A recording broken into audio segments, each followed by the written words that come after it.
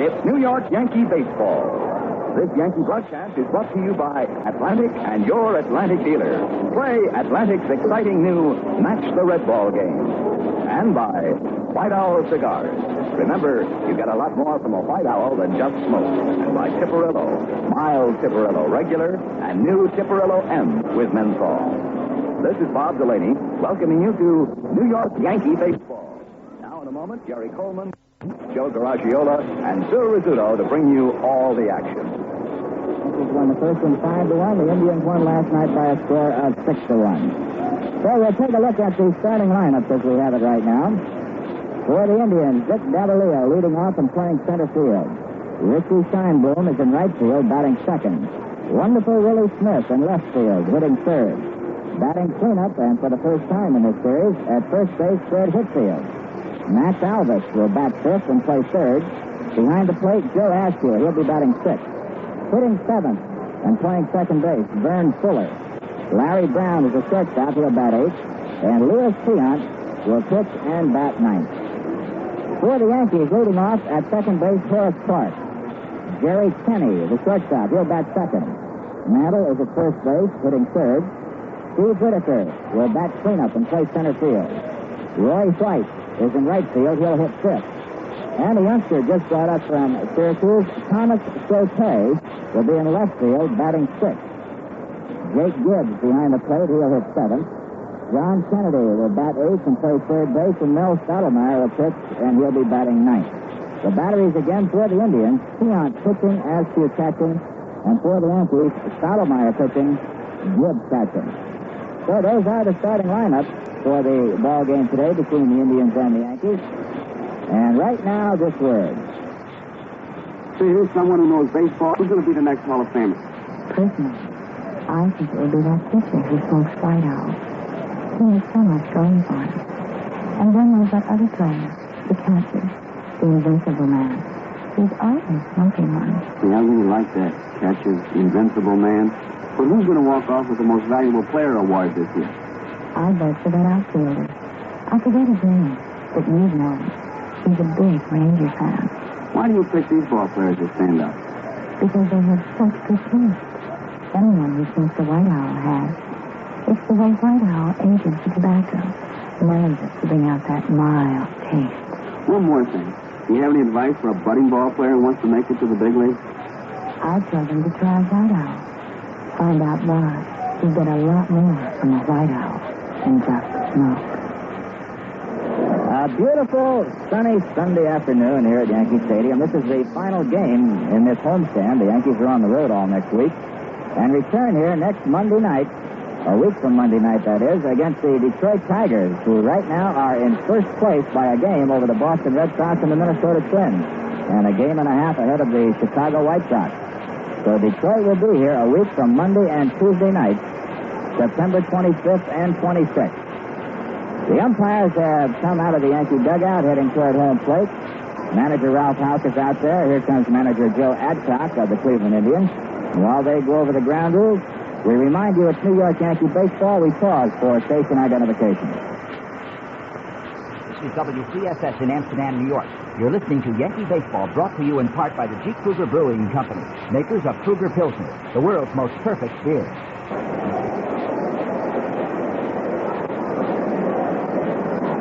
Joe Azcue, Ralph Houk, and the four umpires concerned with the ground rules right now, and taking a look at the umpires. Behind the plate, it's Bill Valentine.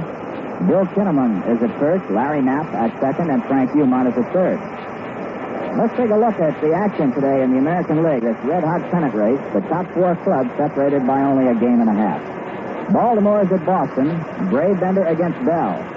Senators lead Detroit 1-0 after an inning and a half. Bertana against Hiller. Minnesota at Chicago, and Kansas City at California on the West Coast, a later start. Over in the National, the Mets are playing the Houston Astros in the Astrodome. No action there as yet. Dodgers failed to score top of the first, playing the Phillies in Philadelphia. Osteen against Larry Jackson. Giants 3, Pittsburgh nothing after 1. Sadecki against McBean. Hart had a 3-run homer for the Giants in the first inning. Chicago at Atlanta. Necro against LeMaster. Later start. And the Cardinals and Cincinnati are scoreless after 2.5. Bryles against Maloney. And there go the Yankees. Well, the final game of the year between the Indians and the Yanks, about to get underway. Stottlemyre against Tiant. Tiant with a record of 10-9. Stottlemyre 14-12. And right now, as we get ready for this ball game, let's take a moment for our national anthem as recorded by Metropolitan Opera star Robert Merrill.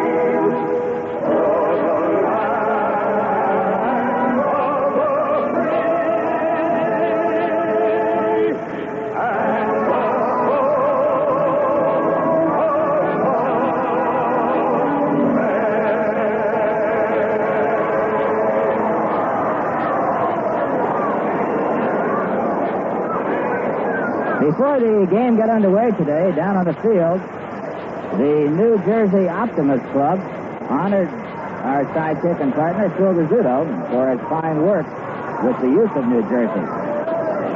And Phil was presented with a nice plaque and will be joining us shortly here in the broadcast booth. Stottlemyre has now taken the mound and will start his warm-up tosses. He'll get 8 of them. He can take less, but he can't take more than 8. This is his 4th start against the Indians this year. He has a 2-0 record. In fact, he has pitched probably as well against Cleveland as he has against any club in the American League this season. In 26 innings against the Cleveland Indians, he's given up just 3 runs. So that gives him an earned run average of 1.04. And measuring that against his season earned run average of 2.76, that's pretty good. Stottlemyre shooting for his 15th. Is 6-3 lifetime against Cleveland, and his total mark in the major leagues 55-44. And that red-hot American League race continues. A game and a half separating the top 4. Detroit on top right now, and they haven't been on top much this year. It's just been the last 2 days that they've moved into the top spot. Detroit with a record of 85-64, 1 game ahead of Boston and Minnesota. Their records 84-65, and then Chicago in 4th place, a game and a half back, with a record of 84-66. Minnesota had the White Sox nailed last night. Just about put the final nail on the coffin. They were leading 4-1 in the bottom of the 9th, and the White Sox came up with 4 runs to beat the Twins 5-4 and stay in this red-hot pennant race. Well, things are popping all the time. Right now, though, the Yankees and the Indians here at the stadium. And here is Vic Davalillo, the center fielder, coming on. Left-hander takes a strike from Stottlemyre. Vic is batting at .287 with 2 home runs and 19 RBIs. Been up only 317 times. Very small left-hand hitter. Holds the bat right on the end. There's a ground ball. Two-hopper. Mantle knocks it down, picks it up, races to the bag in time. Mickey had a little trouble with that. He got caught in the middle of the hop and knocked the ball down. It squirted toward first. He just moved toward the bag and the ball, scooped it up, and touched the bag all in one motion. 1 away, and here is Richie Scheinblum, batting .292, switch hitter. Playing right field in this ball game. He's been up only 24 times. The first pitch by Stottlemyre is low, and it's ball 1. Scheinblum batting left-handed against the right-handed Stottlemyre. puts that right foot of his, the front one, not more than 3 or 4 inches from home plate. He's right on top of the plate with that front foot. Stottlemyre delivers. Here's a foul off left side. 1-1 the count. They're in the third inning now. Senators leading the Tigers 1-0. It's the only game in the American League that's underway except this one right here. Front-running Detroit Tigers trailing the Senators. Things are getting tight. 2 weeks to go. Here's the 1-1 pitch. Curveball swung on a miss, strike 2. Defensively, Tom Shopay in left field. Whitaker in center, White in right. The infield, Kennedy at third, Kennedy at short, Clarke at second, Mantle at first. Gibbs behind the plate. Here's the 1-2 pitch by Mel. Ground ball foul down the right field side. Count remains at 1-2 strikes. On deck, the wonderful Willie Smith.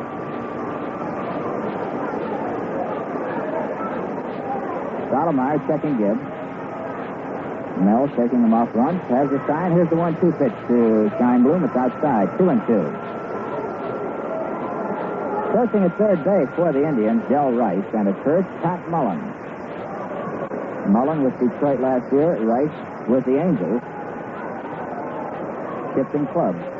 Here's the 2-2 delivery to Scheinblum. Swing and a miss. Strike 3. Curveball. So Stottlemyre chalked up his first strikeout. And here is Willie Smith, who was brought up from Portland, where he played mostly at first base. He hit .282 there.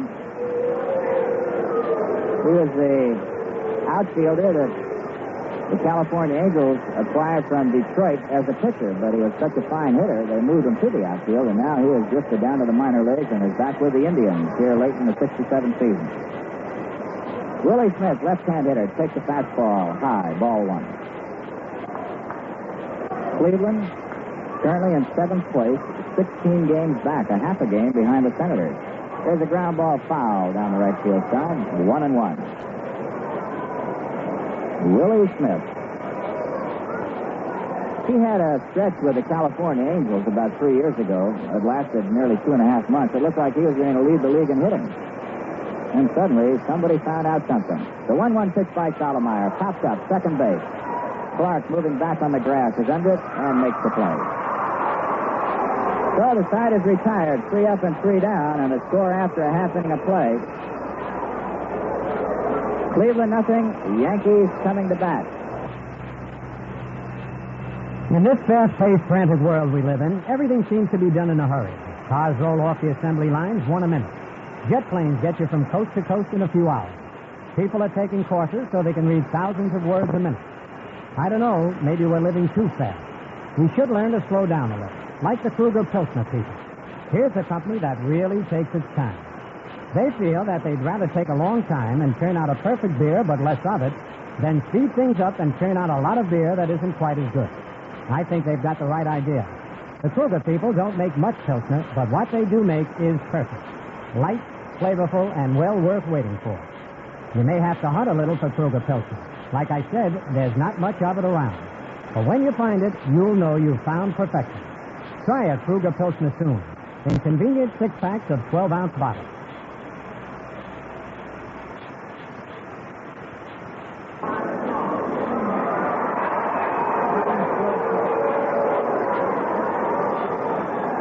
Horace Clarke will come on to lead off for the Yankees, facing Luis Tiant. Tiant with a record of 10-9. He's 0-1 against New York. 3-3 lifetime against the Yankees.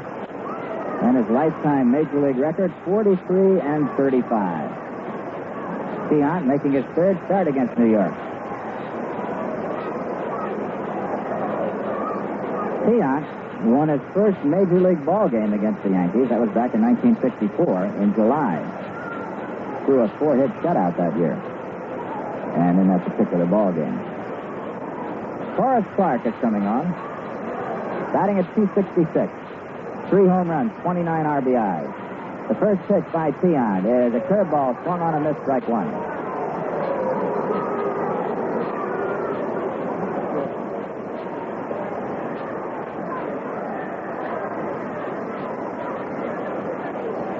The one-strike pitch to Clarke is outside. It's 1-1.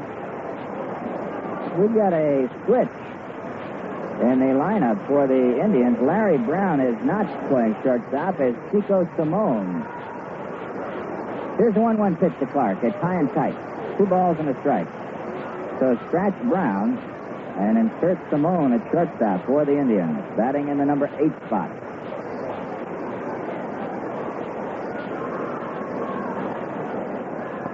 Tiant to Clarke. Curveball is in there. 2-2. 2 balls, 2 strikes. Big overhand curveball. Tiant has all the pitches. He can come from any position, sidearm, overhand. Likes to throw the overhand curve to the left-hand hitter. Here's the 2-2 delivery. Fastball is high and outside. 3-1. Check that. 3-2, a full count.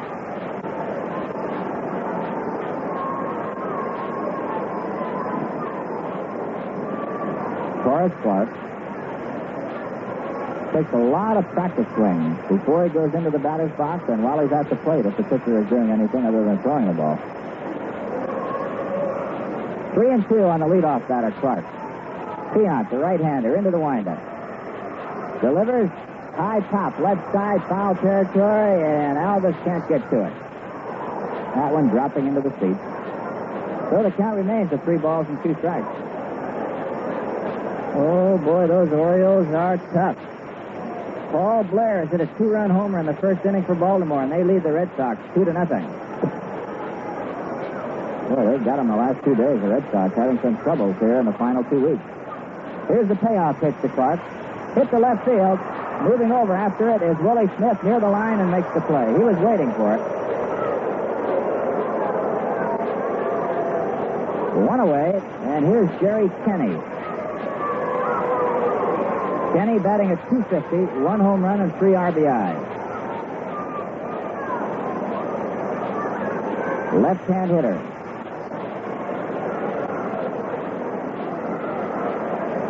Kenney is one of 6 ball players recalled from the Syracuse Chiefs to the Yankees who have recorded here at the tail end of the 67 season. Several other players have been recalled but have not reported. The first pitch to Kenney, changeup hit high in the air into short right center field. Davalillo and Scheinblum, and now Scheinblum in front of Davalillo makes the play. 2 up and 2 down, and here's Mickey Mantle.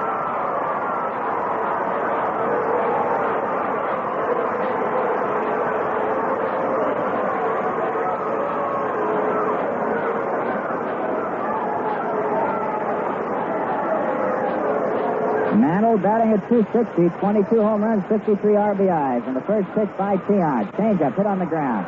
Whitfield in front of the second baseman Fuller is up with it.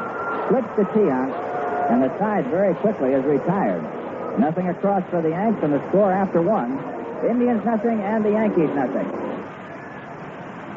This is Barry Boyd, your man on the street. We're here to find out if it's true everyone is playing Atlantic's new fun game, Match the Red Ball. You there, sir, the one with the red scarf? Hi, man.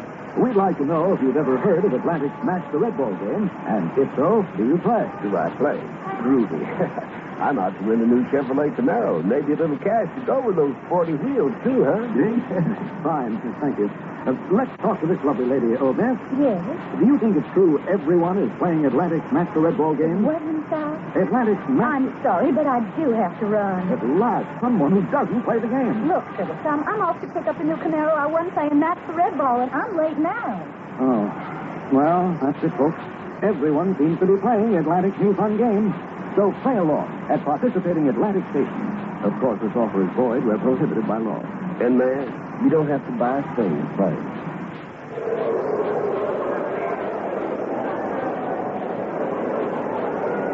Fred Whitfield, the first baseman and batting cleanup for the Indians, is stepping in against Stottlemyre here in the second inning. No score in the ball game. On the season, the Yankees are ahead of the Indians in games 9-8. So if the Yankees win this one, they'll conclude the season series 10-8. If the Indians win it, they'll have tied the Yankees at 9-9. The first pitch to Whitfield is outside. It's ball 1.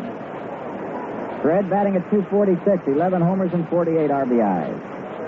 Stottlemyre to Whitfield. Change up, swings and misses. Strike 1. Whitfield, a Yankee killer for many years, having his best days against Yankee ball clubs the last 2 or 3 years. The 1-1 pitch is hit hard on the ground to the second baseman, Horace Clarke. Scoops it up, flips the Mantle. One away. Play going 4-3.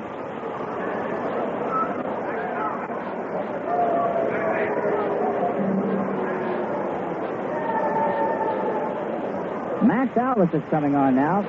Third baseman, batting at .256, 19 home runs and 67 RBI. Mel Stottlemyre, the right-hander for the Yanks, delivers a curve that's outside. Ball 1. And Mr. Rizzuto, who was honored on the field by the New Jersey Optimist, has joined us. Nice to have you with us, Scooter. Nice to be here, Jerry. It was a wonderful award, too. Certainly was. And a friend of the boy. A sinker is low now to Alvis. It's 2-0. Phil, anytime you can get an award for helping youngsters, more power to you. Boy, it's great. You know, you get awards while you're playing ball, but that's for what you do for yourself. So when you do something for somebody else and get one, it seems to mean so much more. Alvis hits the 2-0 pitch down the left side foul. It's 2 balls and a strike.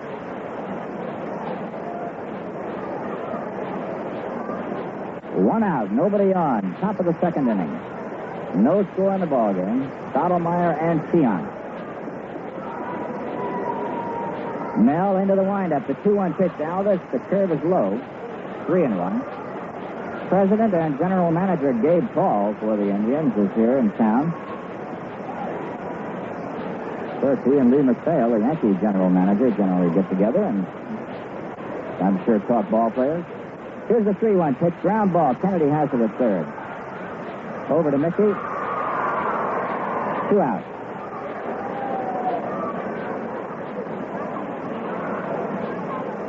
Now the catcher, Joe Azcue, who's batting at .262 with 11 homers and 30 RBIs, is stepping in.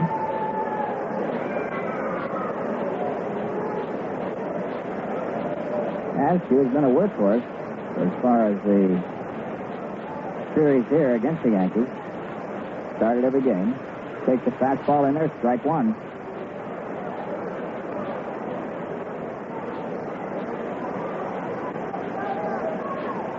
Stottlemyre ready again. The 1-strike pitch to Azcue. Strike 2 called by plate umpire Bill Valentine. 0-2. Stottlemyre was retired the first 5 Indians that he faced.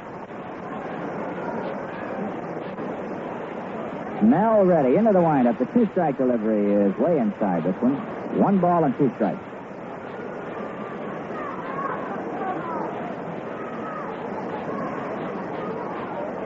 Stottlemyre checking Gibbs. Has the sign. Defense straight away. Here's the pitch. Azcue hits it up the middle. Base hit. Does pass the glove of Mel.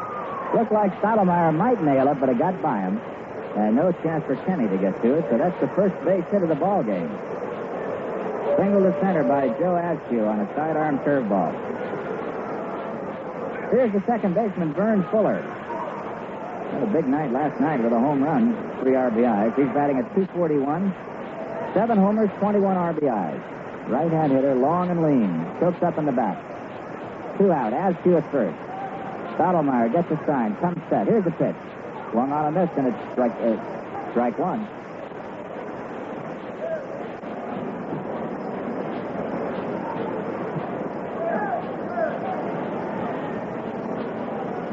One strike to count to Vern Fuller. Stottlemyre delivers again. Ground ball. Kennedy, 1 hop. Up with it. The flip. The Mantle is in time, and the side is retired. Play going 5-3 if you're keeping score with it. For the Indians, no runs on a hit, 1 man left, and the score after an inning and a half, Cleveland nothing and the Yankees nothing. Say, here's the White Owl girl. Let me ask you something. What do you think about Major League Baseball? I think they should make every stadium twice as large. Then you could have twice as many people at every game. But just what's that going to do? Some many fans here are smoking White Owl. And if you had twice as many men here, why twice as many men would be enjoying White Owl. Look around. Rangers, Invincibles, New Yorkers. Why, they're all over. Just think. Twice as many men enjoying that slow-aged White Owl tobacco. It's nerve to give that mild White Owl taste. One more thing. Who do you think will be the big winner tonight? Any man who lights up the White House. Because you discovered something. You get a lot more from the White House than just smoke. I gotta hear that last line again. You get a lot more from the White House than just smoke.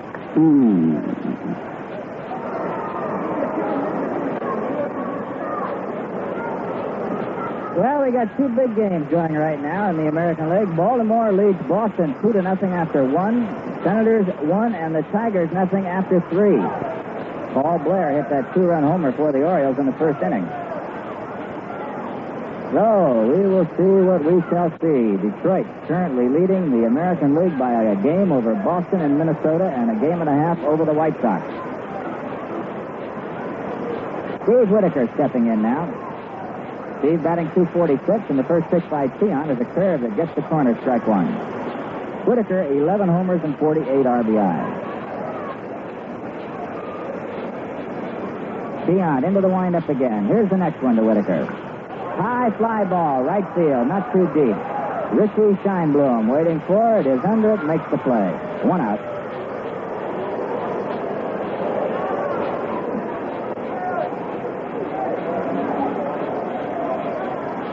Andy Esteban has just hit a home run for the Orioles in the second inning. It's at least 3-0, and the Boston Red Sox are getting their lumps in their home park.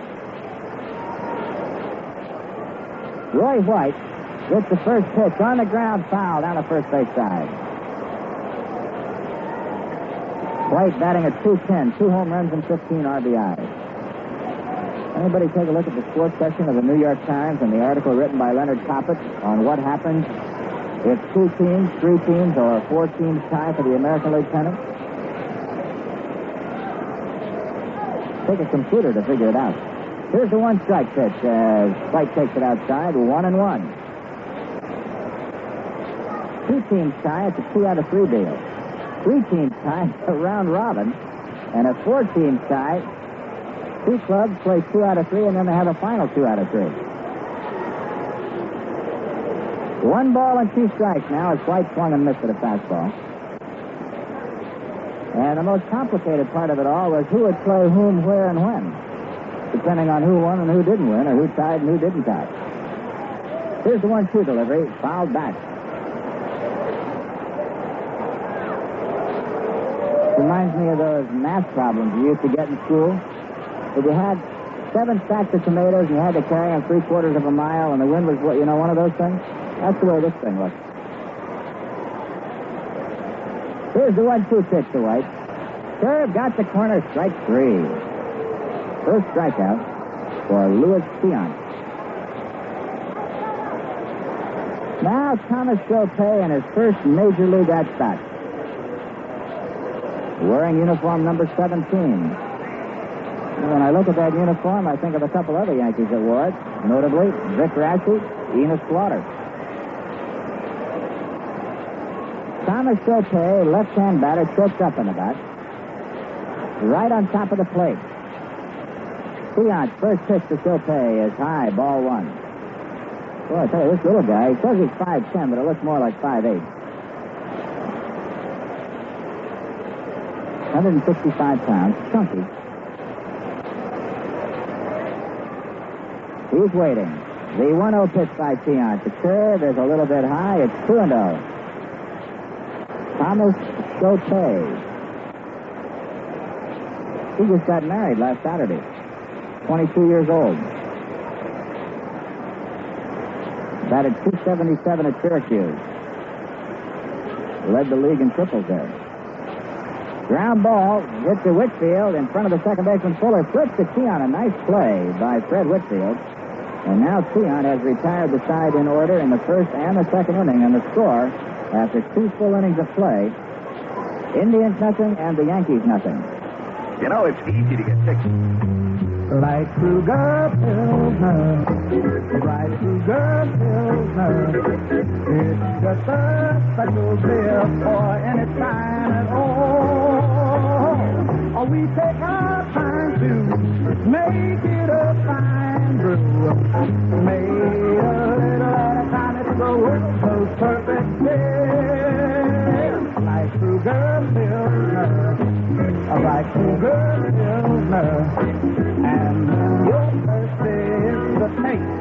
that's crisp and clear. Cause it's perfect beer. It's the Kruger Pilsner. I like every flavor. That's Kruger Pilsner. G. Kruger Brewing Company, Cranston, Rhode Island. How do you like that? A swing beer. Chico Salmon, who was a late starter for Larry Brown, is stepping in to face Mel Stottlemyre. Brown scratched at the last moment. Salmon batting at .225. 1 home run and 15 RBIs. Chico, right-hand hitter. Waiting as Stottlemyre goes into the windup, and the pitch to Salmon is a ground ball to the shortstop Kenney. Scoops it up. Throw is in time to Mantle, and we have one away. And so, while we're waiting for Luis Tiant to come on, we remind you it's New York Yankee baseball. Let's pause for station identification. White Golden Kruger Pilsner, made a little at a time by the people at G. Kruger Brewing Company of Cranston, Rhode Island, who take their time. This is WCSS in Amsterdam, New York.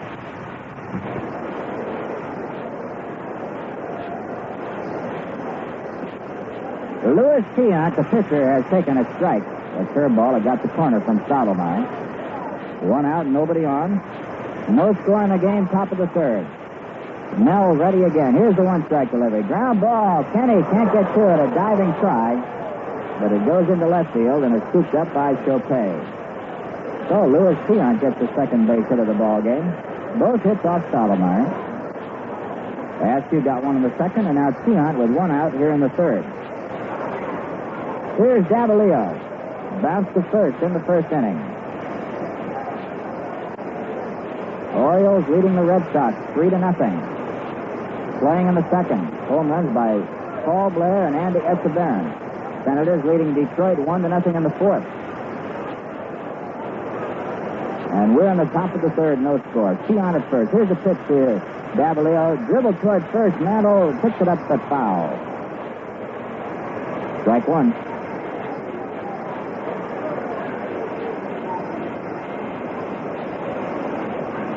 No balls, 1 strike, 1 away.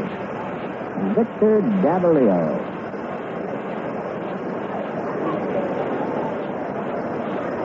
Holds that bat right on the end. It's so surprising when you see a man the size of Davalillo holding a bat that far down on the end. But he strides off the plate and tries to go to the opposite field. Here's the 1-strike delivery. Drilled up the middle, base hit on a curveball. Tiant stopped at second base, even though the ball was bobbled by Whitaker. So Davalillo sends Tiant to second. Third hit off Stottlemyre, and that'll bring up Richie Scheinblum. He struck out in the first.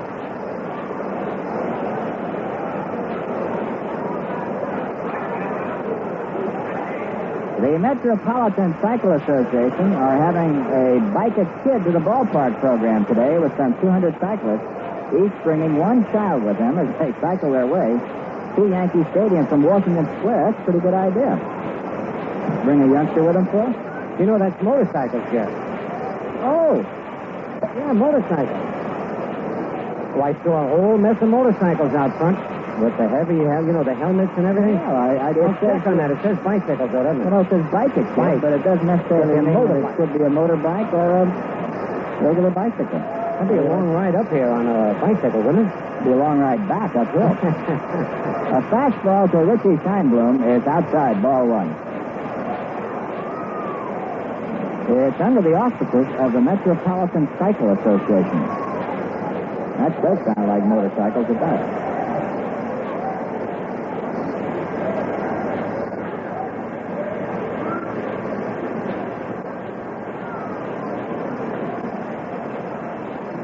Ball one, Scheinblum batting from the left side, a switch hitter with runners at first and second, 1 out.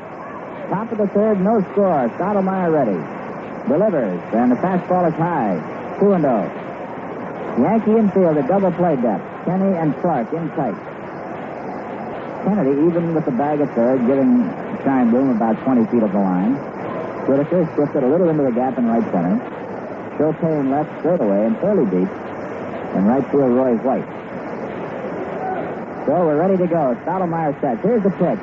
Dribble towards third. Kennedy up with it. The flip to Mantle is in time, but the runners advance.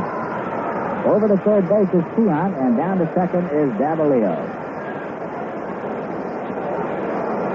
A nice play by John Kennedy on a slow hit ball, dribbled down the third base side. Stottlemyre ran in front of Kennedy, thinking he might have a shot at the ball, and Kennedy, I'm sure, chased him off because he had the best play. So Davalillo at second base, Tiant at third. And here is Willie Smith with 2 down.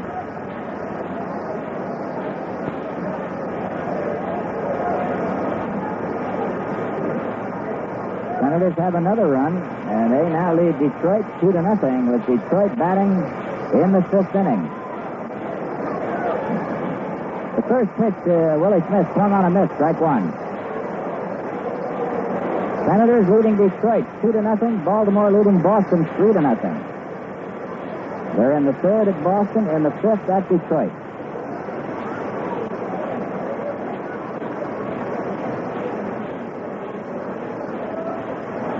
Stottlemyre winds, deals. There's a high fly ball, left field.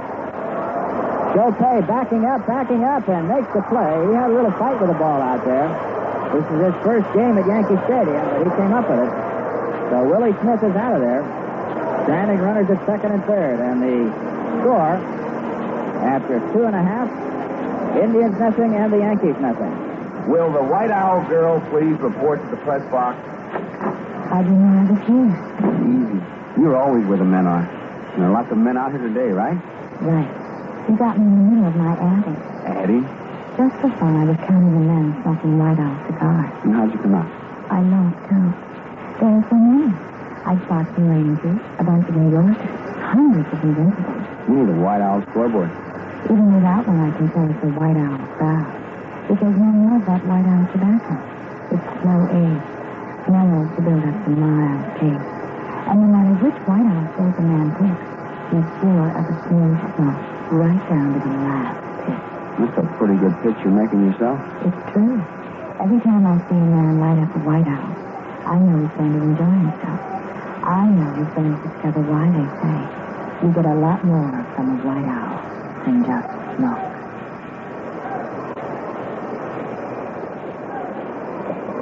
Jake Gibbs, John Kennedy, and Mel Stottlemyre coming on to face Luis Tiant here in the bottom of the 3rd inning. Indians have 3 base hits, and those are the only hits of this ball game. Tiant has run through the first 6 Yankees in order in the first 2 innings. The Indian ball club, Phil, seems to be beset with pitchers like McDowell and Tiant who have all this great ability but never really mature or find it. Right, they don't put it all together. And, boy, I tell you, every year they're leading the league in strikeouts, and they have the potential, but I think one of these years, though, they're going to put it all together, and it's going to be rough for the rest of the club. So Gibbs is stepping in to face Tiant, and the first pitch by Luis is a curve that's outside, ball 1. Gibbs batting at .236, 4 homers and 24 RBIs. One of the great frustrations of managing is to see a ball player with ability and not to get it out of him. It's high and tight, 2-0.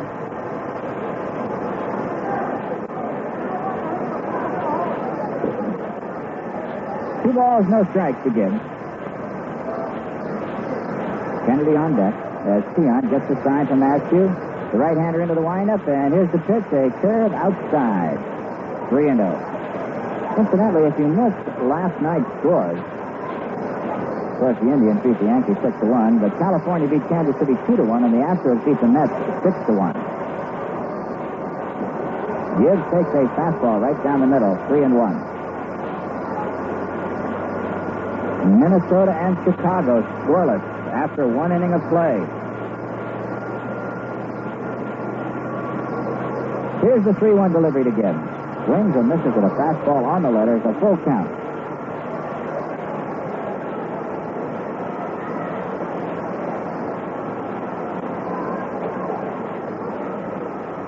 Tiant waiting. Gibbs up there. Gets the sign. Shakes his head. He's ready now into the windup. The 3-2 pitch swung on a miss. Strike 3, and that's number 2 for Luis Tiant. He's retired 7 Yankees in a row. Here's John Kennedy. Kennedy batting at .202, 1 home run and 17 RBIs.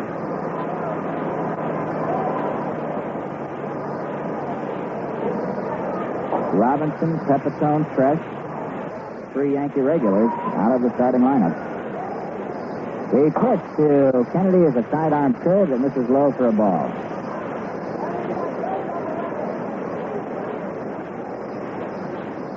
Infield and outfield straight away. Tiant ready again. The 1-0 pitch. Overhand curve is good this time. 1-1. Yankees head for Baltimore, Detroit, and Minnesota, and then back to the stadium Monday and Tuesday night, September 25th and 26th against Detroit. The 1-1 pitch to Kennedy is on the knees, in there. 1 ball, 2 strikes. In the game between Minnesota and Chicago, it's Merritt for the Twins, Peters for the White Sox. The 1-2 pitch now on the way to Kennedy. Sidearm fastball fouled off into the upper deck on the right side.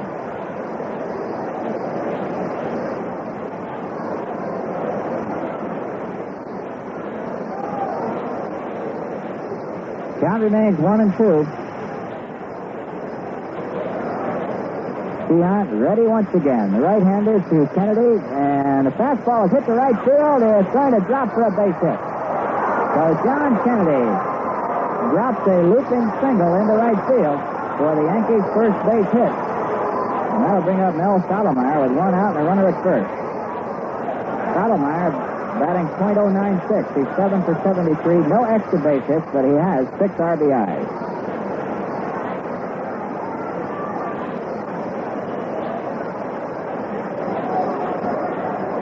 Right now, a perfect day for baseball. Few clouds are starting to drift in from the left field area. But the sun just about bathing the entire field right now. Stottlemyre squares and misses the bunt at strike 1.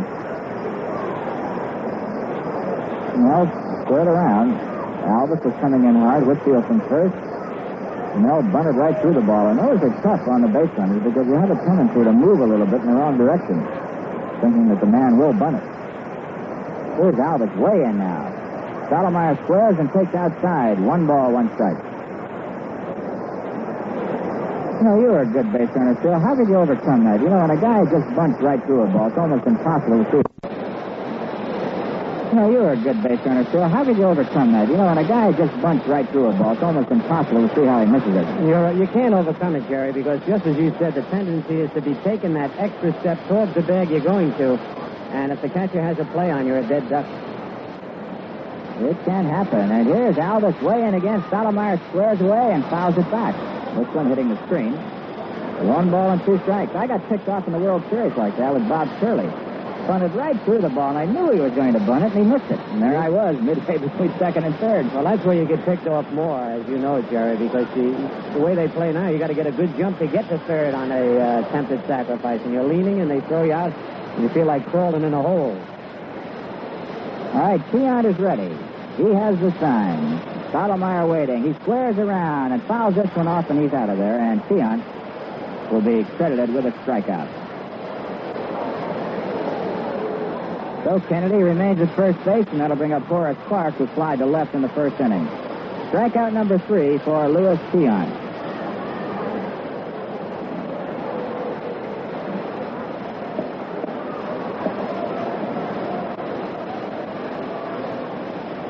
After an inning and a half, Twins and White Sox scoreless.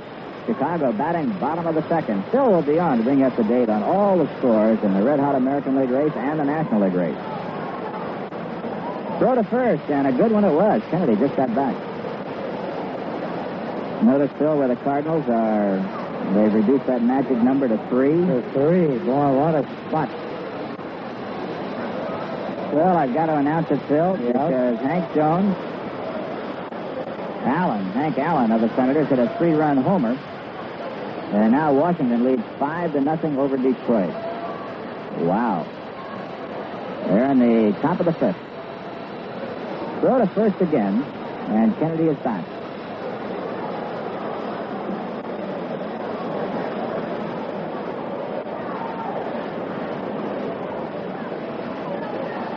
No score. Last of the third. 2 outs. Kennedy moving off first. Tiant Delivers to Clarke. There goes Kennedy. The throw is in time, and he's out of there. 2-6. On the attempted steal, the play going 2-6. Kennedy is thrown out. For the Yankees, no runs on a hit, nobody left. And the score after 3, Cleveland nothing and the Yankees nothing. And now here's Phil with the... Do you have any Kruger Pilsner beer? No, sorry, we don't have any. Oh, well, I guess I'll have to try elsewhere. Guess so. Hey, wait a minute. Isn't that a bottle of Kruger Pilsner on the shelf there? Oh, you mean that Kruger Pilsner? No, it's not for sale. It's my last bottle. I don't suppose I could persuade you to sell it to me? No, sorry. Oh, and this is a stick-up. When you take a lot of time to make just a small amount of beer, your product gets to be perfect. It also gets to be scarce, and we're sorry about that. But our intention is not to brew the most beer. It's simply to brew the best. So if you have a little trouble finding Kruger Pilsner, be patient. A stick-up is not the answer. That's illegal. Reds won at the end of 5.5 trials against Maloney. That's the other action, Jerry. Okay, Phil, and right here at Yankee Stadium, it'll be Fred Whitfield, Max Alvis, and Joe Azcue, the 4th, 5th, and 6th hitters for the Indians, facing Mel Stottlemyre. Scoreless game. Final meeting between these two ball clubs here in 1967.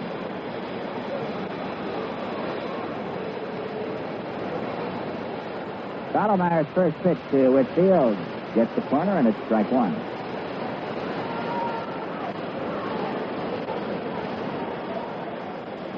Fred waiting. Stottlemyre delivers again. There's a line drive to Kenny, the shortstop. He has it. The one-away ball was well hit, but right to Jerry Kenney.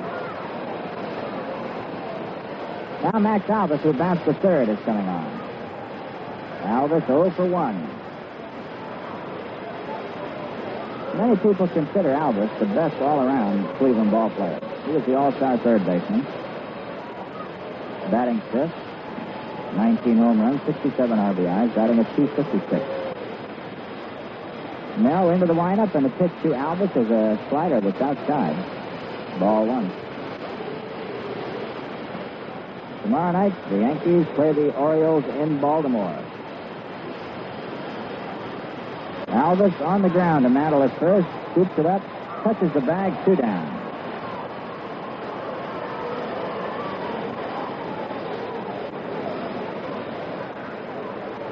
Tuesday night, the Yankees are in Baltimore. Wednesday night in Detroit. Friday, afternoon game in Minnesota. Saturday, a morning game in Minnesota. That's September 23rd. And Sunday, an afternoon game on the 24th. Then the Yankees are back here a week from Monday against the Detroit Tigers. Joe Azcue, who has one of the 3 base hits for the Indians, took a curveball outside, ball one. Stottlemyre again. This one is fouled off left side into the stands. 1-1. That was in the upper deck. Somebody fumbled it and then down into the lower deck. So the scramble is on. You know, if you're sitting in a seat here in the ballpark and a ball comes near you, run. If you're guaranteed somebody will jump on you, go after that ball. 1-1 pitch is fouled off. So it's 1 ball and 2 strikes.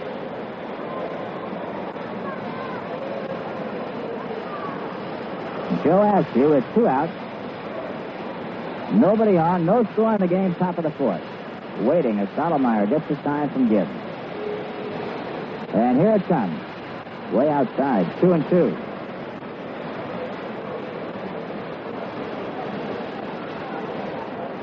Senators 5, Detroit nothing.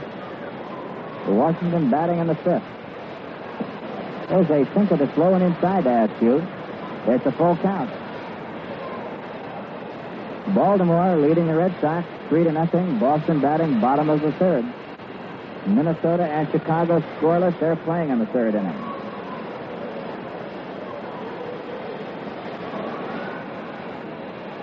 The payoff pitch now to Azcue is swung on and missed. Strike 3. That's number 2 for Stottlemyre. Nothing across for the Indians in the fourth, and the score after 3.5. Cleveland nothing and the Yankees nothing. Say, Jip. Do you have a copy of the revised Yankee yearbook? Well, this one is up to date with pictures of such newcomers as Steve Barber, Bill Monbouquet, and Cecil Perkins. Fans are calling this the best Yankee yearbook ever, with a 4-page full-color center spread. A novel front cover design featuring the names of every Yankee from the club's start in 1903 through the year of 1966. And many other features that I'm sure you'll find most interesting. Send for your copy right now. You can do it by mail. It's still a real bargain at 50 cents, plus 15 cents for mailing and handling charges. Send for yours to Yankee Yearbook, Bronx Central Post Office, Box 1967, The Bronx, New York. Zip code 10451. That's Yankee Yearbook, Bronx Central Post Office, Box 1967, Bronx, New York, 10451.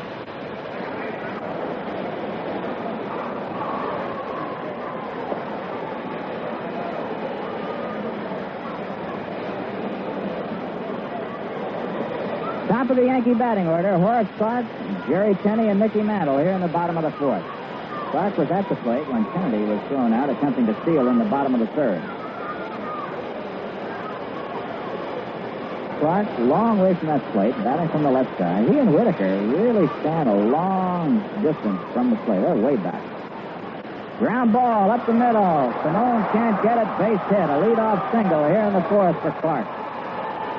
So the Yankees put their fastest man, Horace Clarke, on with a leadoff single. He's got 17 stolen bases. And now here's Jerry Kenney, another guy that can run.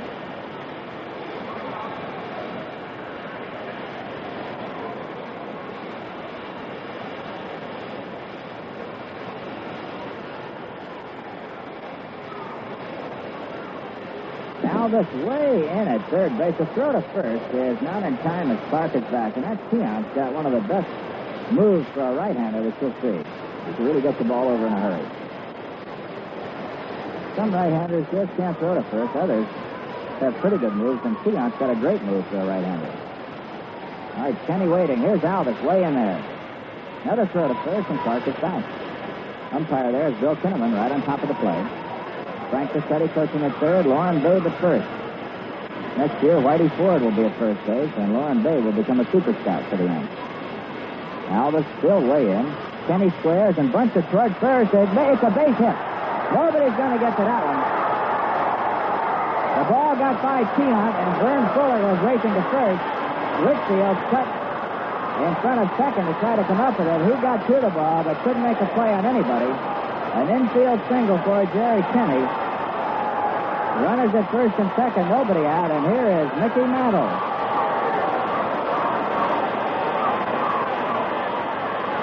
Yankees threatening here in the bottom of the fourth inning. Runners at first and second. No outs, and Mantle the hitter. Mickey bounced to first in the first inning.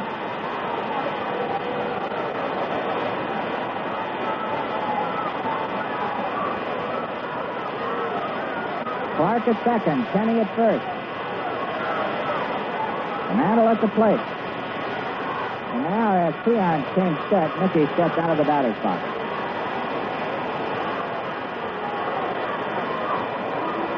All right, Tiant is ready now. Mickey waiting. The pitch on the way. It's high and outside, ball one. Bob Allen, the left-hander, has started to loosen up in the Indian bullpen.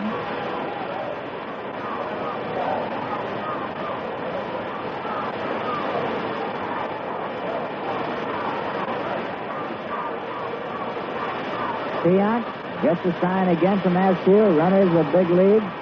The pitch to Mickey is high and tight. It's 2-0. The reaction you hear from the crowd is because that ball was around Mantle's head.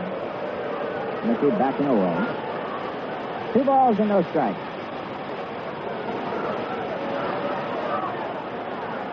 Yankees are threatening here in the last of the fourth inning. Luis Tiant, the right-hander for the Indian, has the sign. He's ready. The pitch to Mickey. Curve ball is in there. Strike one. A 2-0 curve. And now the count moves to 2 balls and 1 strike.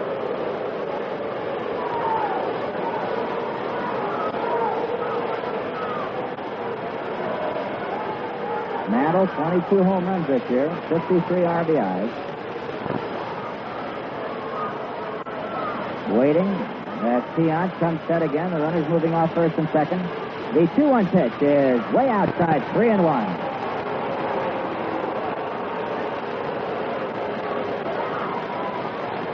Three balls and 1 strike. Mantle the hitter. Clarke at second.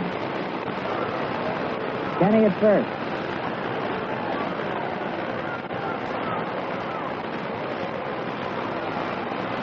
And an attempt to pick off at second is not in time as Clarke gets back.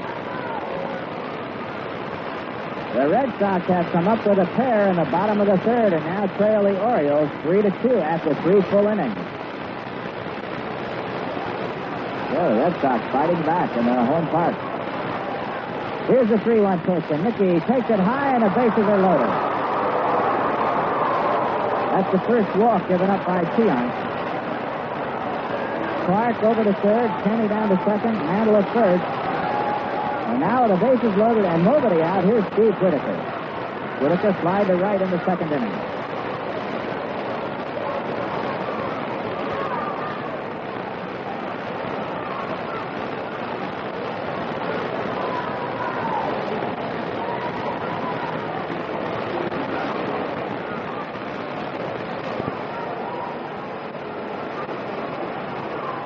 Well, the action is hot here with the Yankees threatening. Bottom of the fourth. Bases loaded. Nobody out. Clarke at third. Kenney at second. Mantle at first.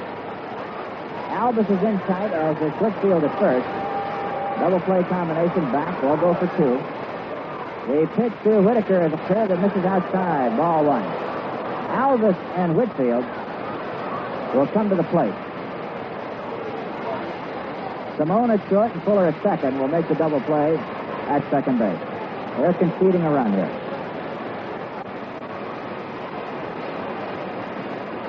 Tiant now ready. He's coming set. He's not winding up. Curveball is swung on a miss by Whitaker. 1-1. Luis Tiant is coming set with the bases loaded. He's not winding up.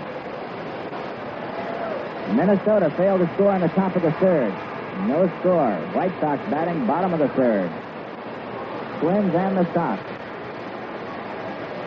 They're playing in Chicago. No doubleheaders today, all single games. Luis Tiant. He's coming set again. Here's the pitch to Whitaker. Ground ball. Fuller has it. Goes to Simone. Throw to first is in time. The double play works. But coming in to score is Horace Clarke, and moving over to third base is Jerry Kenney, and the Yankees lead 1-0. That's play going 4-6-3.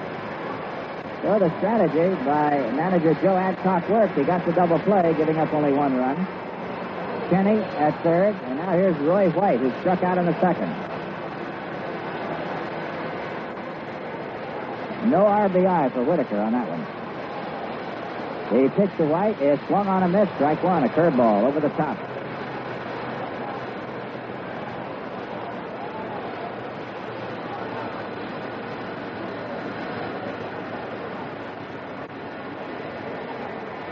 Tiant checking his catcher. Joe Azcue has a sign. Now he's going into the windup, and the pitch to White is popped off out of play into the stand.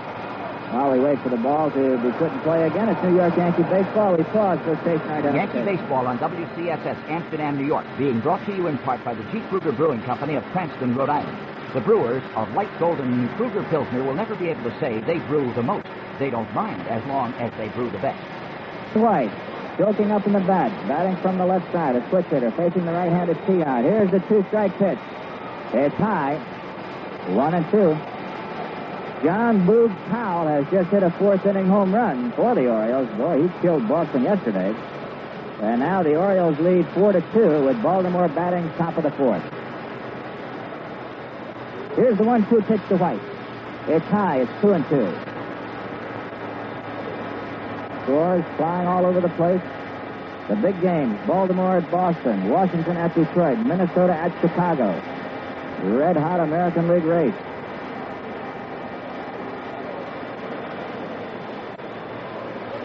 Tiant ready, the 2-2 pitch to White.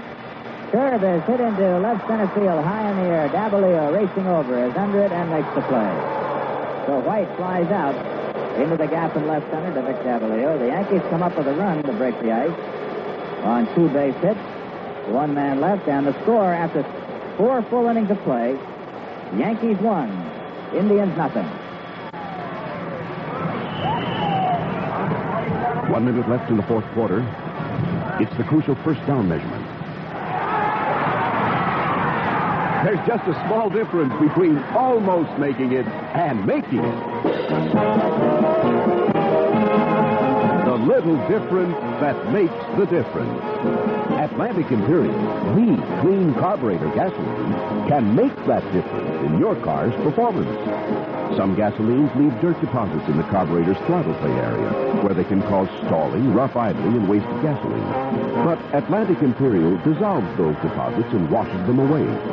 If you don't like the difference after using 100 gallons of Imperial, we'll pay you $4. Get a receipt for each purchase, then send the receipts to Atlantic, Philadelphia, Pennsylvania, 19101. Get the little difference that makes the difference. Fill up with Atlantic Imperial, the clean carburetor gasoline. In the 5th inning for the Indians, it'll be Vern Fuller, Chico Salmon, and Luis Tiant. Yankees are leading 1-0. Both teams with 3 base hits. Vern Fuller bounced to third in the 2nd inning. Right-hand hitter with the uniform number 13 on his back.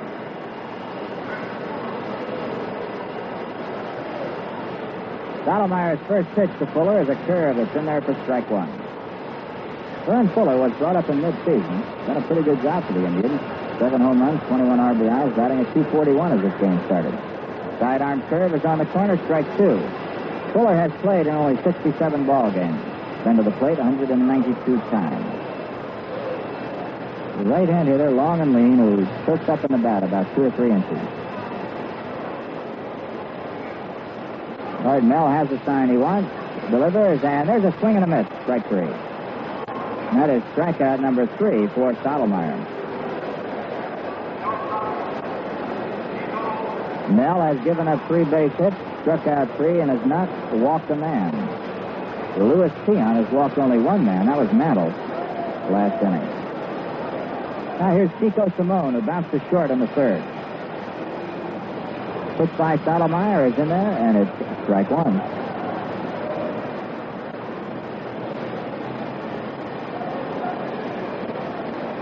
Keeping our eyes glued on all the action in this American League race.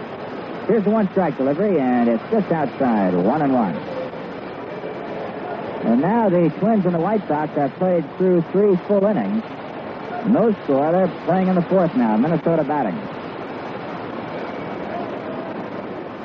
And Chicago failed to score on the top of the 4th inning.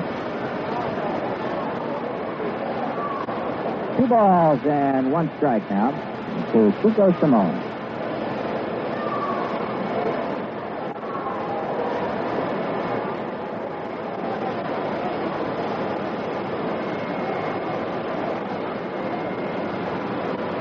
Here's the 2-1 pitch to Salmon. Backs him off the plate. It's 3-1.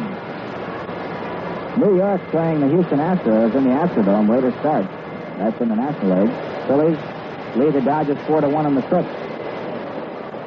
The 3-1 pitch to Salmon is high, ball 4, and Stottlemyre has just walked his first man. Pittsburgh 4, Giants 3 there in the 6th. Cubs and Braves scoreless playing in the 4th. Cardinals leading Cincinnati 3-2 in the 7th. Cardinals very near to clinching the 1967 National League pennant. 1 out at first base. Chico Salmon, he can run. The batter, Luis Tiant, who singled to left field in the 3rd inning, bunts this one. Mantle has it, flips to Clarke, and down to second base is Salmon. Sacrifice. 3-4. Salmon at second, 2 outs. That'll bring up the leadoff man, Vic Davalillo, who's 1 for 2, single to center in the third.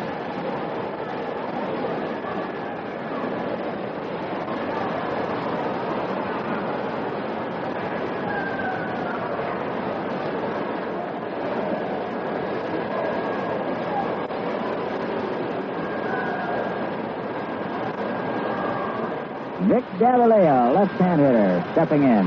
Stottlemyre with a tying run in the person of Chico Salmon at second base. 2 outs. Yanks leading 1-0. Fifth inning. Here's the pitch. Ground ball fouled, right side. Strike one.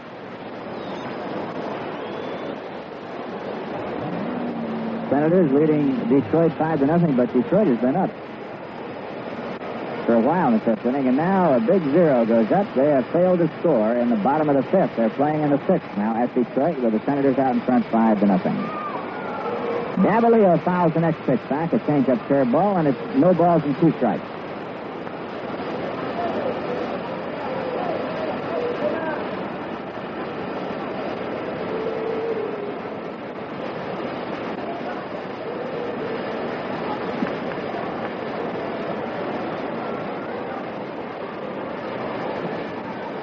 Yankees leading 1-0. Stottlemyre ready.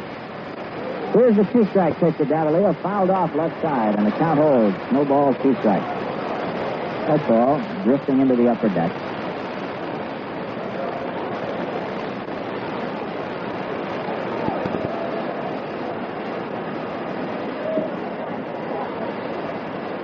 Defense playing Davalillo just about straight away. Doesn't pull too much. We'll get a hold of the curveball and pull out, but the fastball usually hits to the opposite field. Now Mel is having a little trouble getting the right sign with Gibbs. Moves off the pitching rubber and stepping out of the batter's box was Davalillo. Now they're both back in. Stottlemyre on the rubber, Davalillo in the batter's box. And here's the 2-strike pitch by Mel. On the way, it's inside. 1 ball, 2 strikes.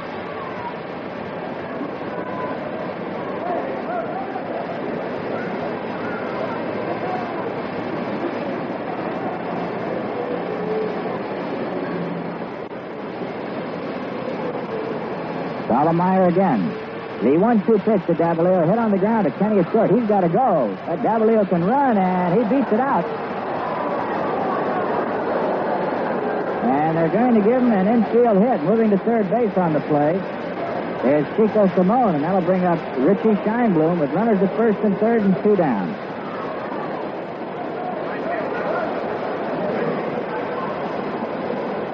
Davalillo getting an infield hit. That's his second base hit. And number 4 off Stottlemyre.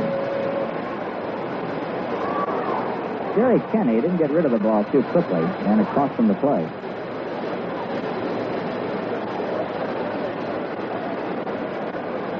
Two outs now. Stottlemyre ready. The pitch to Scheinblum on the ground, up the middle, base hit. Coming in to score is Salmon. Over to third is Davalillo, and it's a 1-1 ball game. Hit number 5 off Stottlemyre. And that was the first hit of the afternoon for Scheinblum. For Scheinblum, RBI number 3. So Chico Salmon scores the tying run, and it's a 1-1 ball game.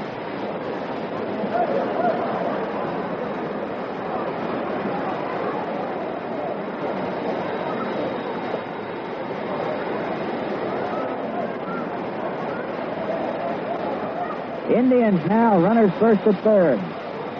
2 outs, a 1-1 game. And here's Willie Smith, who popped to second, fly to left. Stottlemyre to Smith. Swings and misses at a curveball, strike 1. Richie Scheinblum is 5 for 10 in this series. Came into the ball game batting at .292.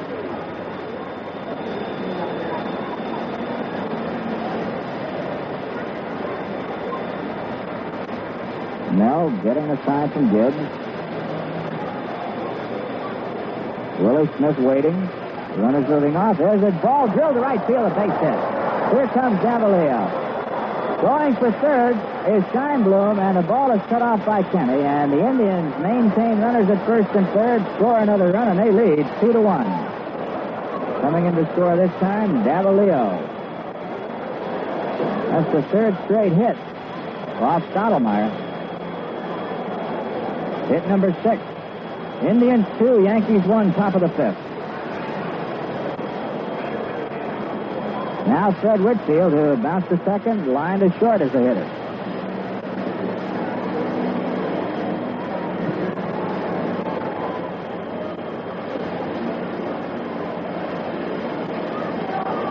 Plate umpire Bill Valentine getting a new supply of baseballs.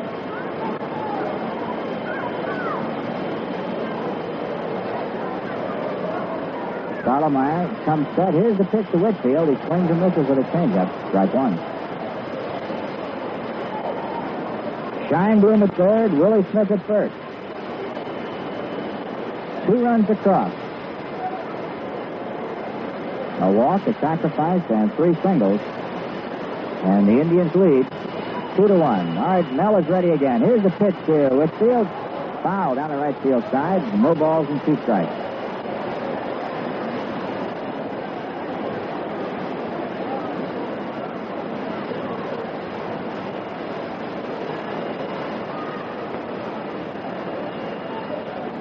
Mel pulling the dirt out there, kind of taking a little extra time. All right, Stottlemyre is ready, and here's the pitch to Whitfield. Way outside, gets away from Gibbs. Attempting to score Scheinblum, and he's in there. And he's out of there now.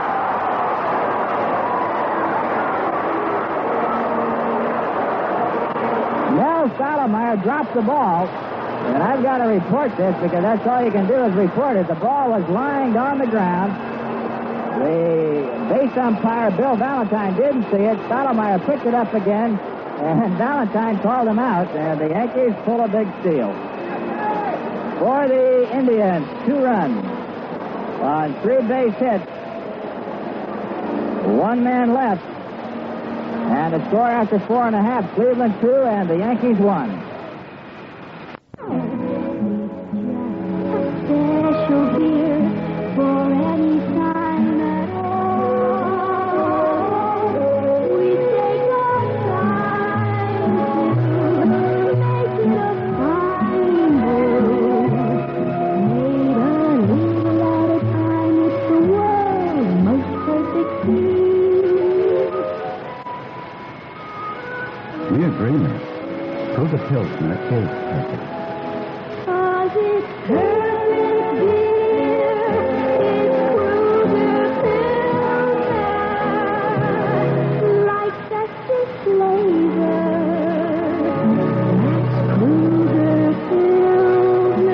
Brewing Company, Cranston, Rhode Island.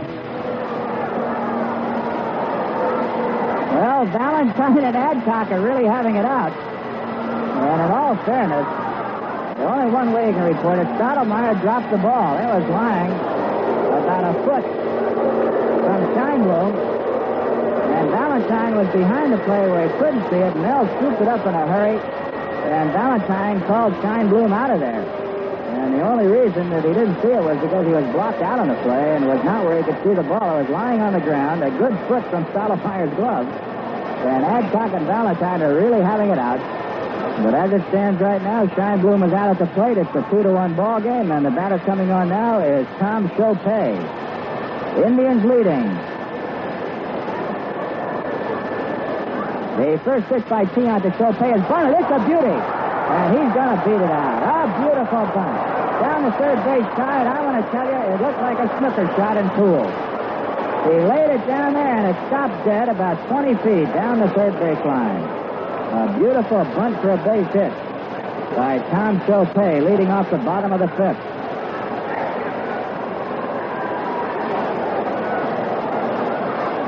I think the best thing that can happen to Bill Valentine right now is that nobody from the camera crew had their shutters working at the point that Scheinblum slid into the plate.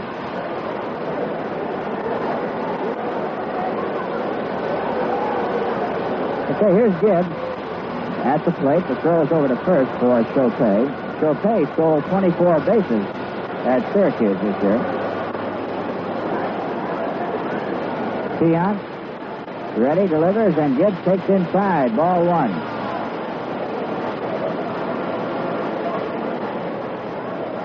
After 3.5, it's the Twins nothing and the White Sox nothing.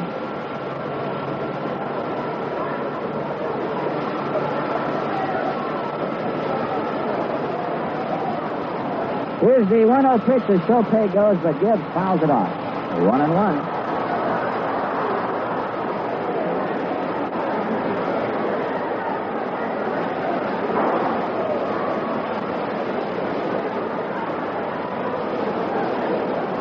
One ball, one strike to Gibbs. Shopay at first, nobody out.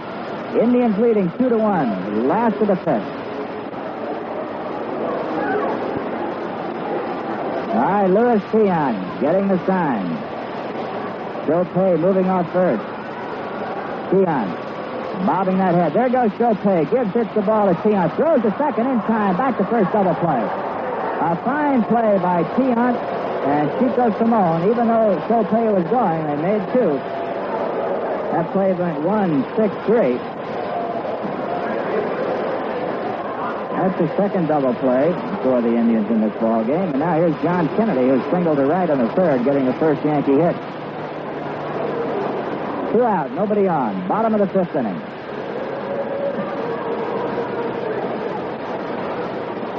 The pitch to Kennedy is high, ball one.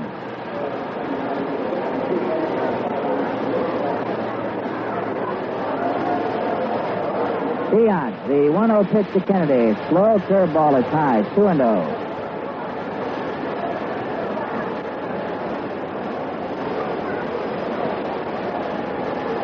Tiant again, the 2-0 pitch to Kennedy. Sidearm curve, got the corner, 2-1. It's Baltimore 4, Boston 2. They're in the fifth inning now. Senators 5, Detroit nothing in the sixth. Here's a 2-1 pitch to Kennedy. Hard hit ball. Nice play by Salmon. It took a bad hop. He had to leap for it and made the play. So Chico Salmon comes up with a dandy. For the Yankees, no runs, one hit, nobody left. And the score after 5 full innings of play. Indians lead 2-1. Your attention on the starting line, gentlemen. Your attention, gentlemen, start your engine. Sometimes there's only a very small difference between a great performance and failure. When there's a fine line that decides the winner, everything must go smoothly. It's the little difference that makes the difference. With your car, a little thing like dirt in the carburetor can cause stalling, rough idling, and wasted gasoline. But Atlantic Imperial, the clean carburetor gasoline, washes away dirt deposits from around your carburetor's throttle plate for the little difference that makes the difference. Imperial cleans your carburetor and keeps it clean. For the little difference that makes the difference in your car's performance, fill up with Atlantic Imperial, the clean carburetor gasoline.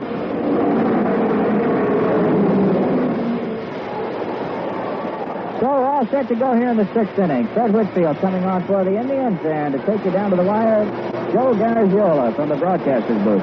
Okay, Jerry, thank you very much. Fred Whitfield, who hit a one-hopper to Horace Clarke, and was out his first time up, and lined Horace to the shortstop in the fourth. Stottlemyre delivered. Swung on a bouncing ball. Clarke at second has it. Stottlemyre covers in time, and there's one away. Mantle was playing very deep. He kind of turned spectator on the play. It was closer for Stottlemyre. That's how deep Mantle was playing. So there's a 1 out. Minnesota nothing, Chicago nothing in the fourth. Thought I had a big deal there. I was looking at it and on the range with nothing going on. Nothing. Here is Max Alvis. Strike one. You see that Eddie Stanky did, boy? He really hit that Minnesota with all barrels in the ninth inning. 3 pinch runners.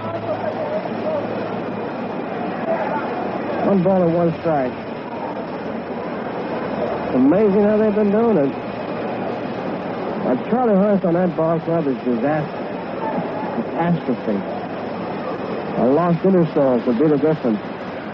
Here's a one-hopper past Kenny in the left field, and Max Alvis is on with a single. Big turn, but Whitaker up with it. The matter now is Joe Azcue, single in center field. Struck out.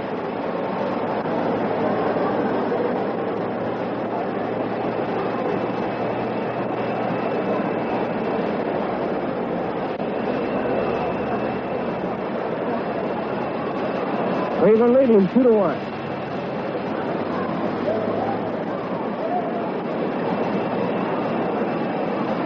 Lead by Alvis. There he goes. Pitch is swung on and tapped foul. Strike one. And Del Rice goes over to get it. One strike to count. Azcue the batter. Indians lead 2-1.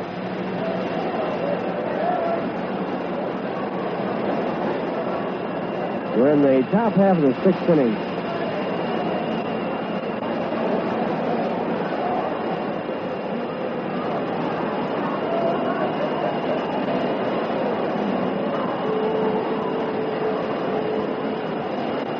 Low, 1-1. 1 ball, 1 strike.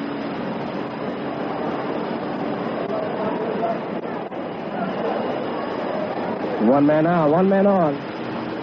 Indians lead by a run, 2-1. Here's the pitch. Pitch out. Nothing going on, but look out now, Jake. Batting down the hatches. You could almost give him a trumpet fanfare. Alvis is looking at Mullins, looking at Del Rice. If he doesn't go this time, I'll really be surprised. Surprise! Foul ball. Out of play. Azcue thought he was going because he threw the bat. And he's going to pick it up now, about 4 feet from the mound. Max Alvis. Now he wants to talk to Del Rice. He's standing there as if to say, I throw the bat to protect him, but he doesn't run. Rice said, well, don't tell me. I gave the sign. It's that fella at first base. See? Max, you're the only guy. The rest of us thought you were going. 2 balls and 2 strikes. Azcue threw his bat at the ball. A side-on curveball. Lead by Alvis. 1 man out. Stottlemyre checked him. Fires to first base now.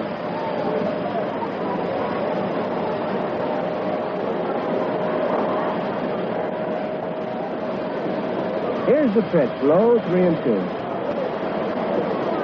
3 balls, 2 strikes.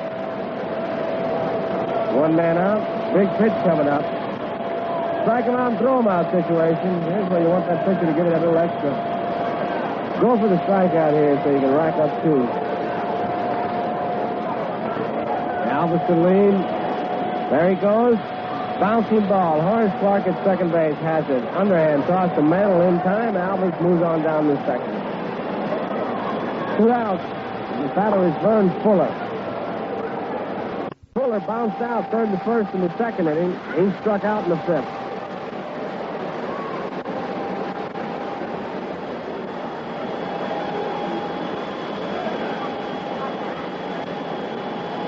Cleveland out in front, 2-1. Max Alvis on his second.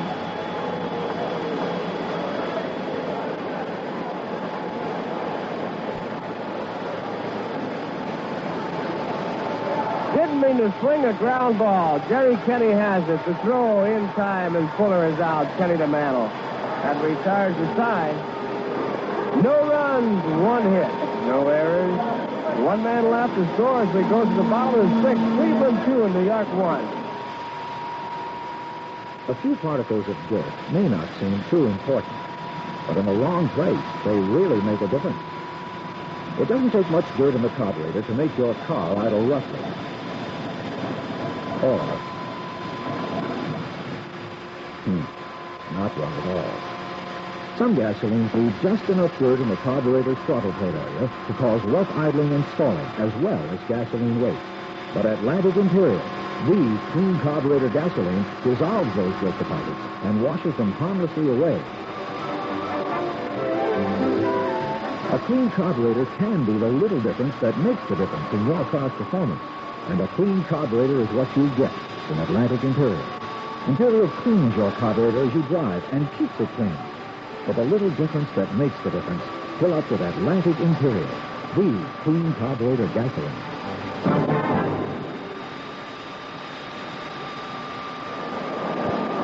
Mel Stottlemyre leads it off for the Yankees in the bottom half of the 6th inning against Luis Tiant.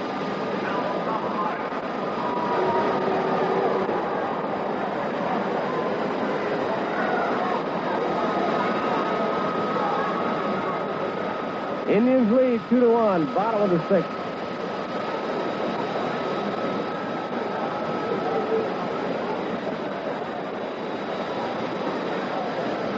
Strike is called.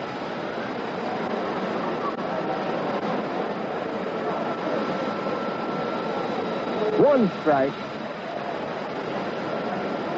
Whoops, almost called it a strike. Held that right arm down, and it's 1-1.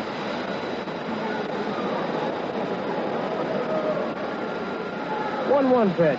Sidearm. Hit off the end of the bat, down the first base line, but foul. That ball was snaking all over the place. 1 ball and 2 strikes.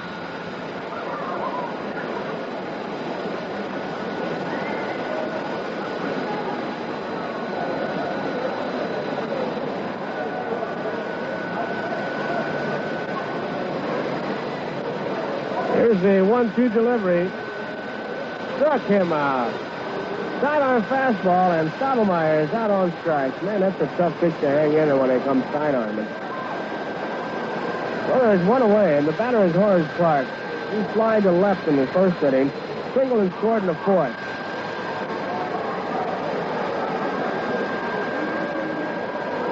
Horace batting .266.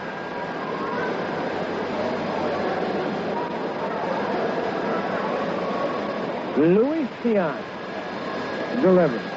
Foul back, strike 1.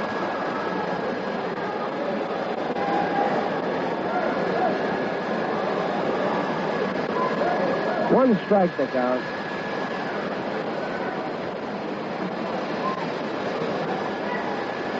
Low 1-1.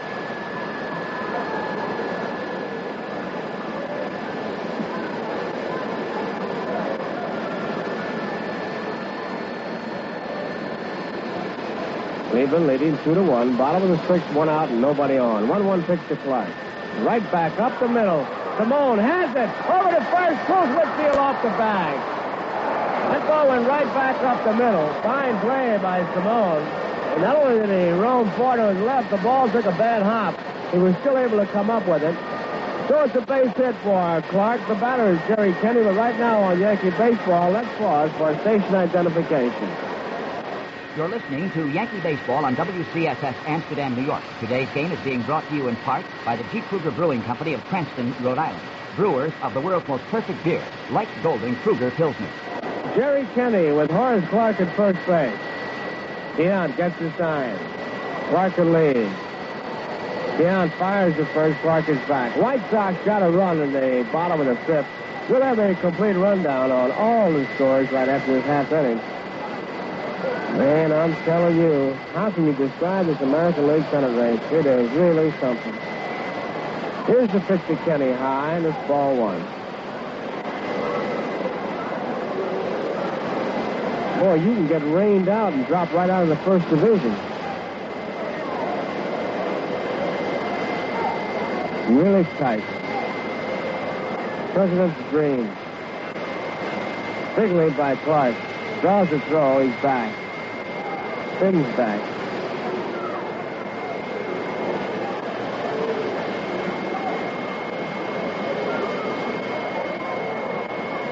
Tiant ready. Kenney waits. Clarke the lead. Draws another throw, and he just did get back. He has the most awkward way of getting back. He's just undecided which way he's going to go back, and his feet go one way, his body goes another. But he manages to get back. That time, he just went slithering in, is the best way I can describe it. Big lead by Clarke. Tiant checking him. Kenney fouls one off. It's 1 ball and 1 strike. Some base runners just very graceful getting back. Clarke, it seems like his brain tells his body, come on, guys, let's get back. And they're all scattered out somewhere. And by the time he regroups the forces, he just does make it back. 1 ball and 1 strike. Big lead by Clarke. He may have ideas. Tiant checking him. Draws a throw, and there he goes with the left foot and spins around. Does a pirouette. Is that the way you would describe it, Sandy? That's the ballet turn? That's what he did. Clarke with ideas. Getting way off. He's holding. Kenney lines one. Deep to right center field. Over the head of everybody. One hop off the wall. Clarke is rounding third. He's going to try to score. He will score. The two bases for Kenney, and this game is tied up.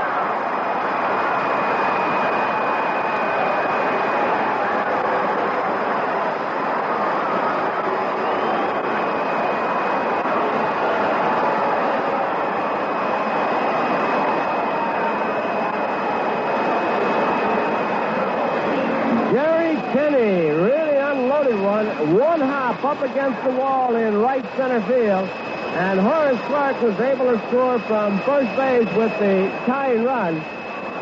And on at second base, Jerry Kenney. The batter is Mickey Mantle, who bounced out first to the pitcher in the first inning, walked in the fourth.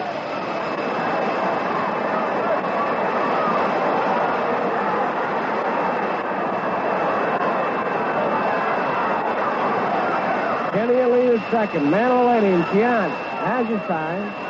And here's the pitch. High, ball one. First base is open. And they'll make Mantle widen the strike zone if he wants to hit. High breaking run is on. In scoring position at second base. Tiant checks Kenney. Delivers to Mantle. Curveball is his strike on the outside corner. This is one of those situations where you try to make three perfect pitches. And if you miss, you end up walking the man, that's all right. But if he's going to hit, he's going to have to hit the perfect pitch. Here's the 1-1 delivery. Outside, ball two. So far, Tiant has thrown two fastballs for a count of ball two, one curveball for a strike. 2 balls and a strike, they count. Kenney on at second base. He boomed a double. One hop off the wall in right center field. Here's the 2-1 delivery now by Luis Tiant to Mickey Mantle. Ball 3. Joe Azcue on the top step of the dugout.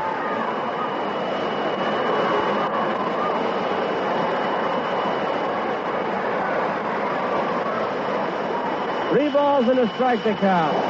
Kenney's on at second base. One man out. Tiant taking off a couple times. Now he's got the one he wants. And here is the 3-1 delivery to Mantle. Swung on and missed a curveball, and it's 3-2.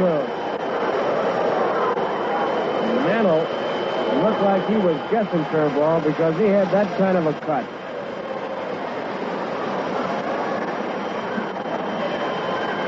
Full count. One man out. Kenney leads off second. Here's the pitch. Struck him out. Tiant goes to work and gets Mantle. 5 strikeouts. Fine piece of pitching by Tiant.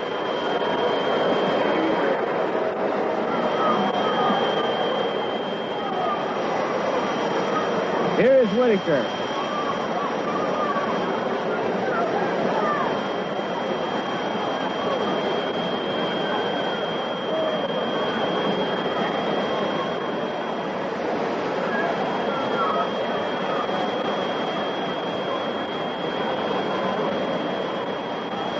Two men out. Here's the pitch. Strike one.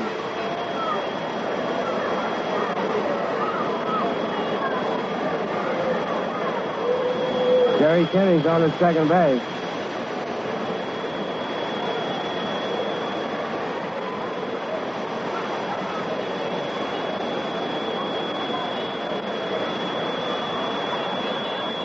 Tiant delivers.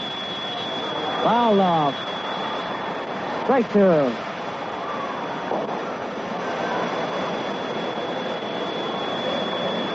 Two strikes. 2 outs. Score tied, 2 apiece.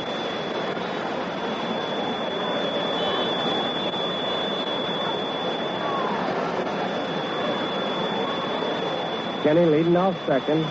Tiant ready. Here's the pitch.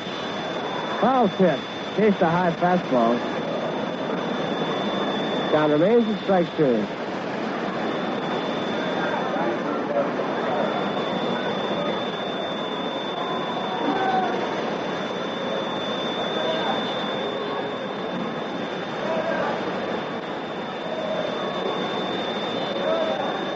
Two strikes on Whitaker.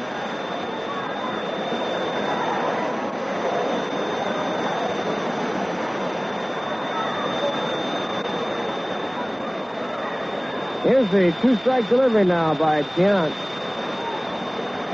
Ball 1. High fastball. 1 ball and 2 strikes.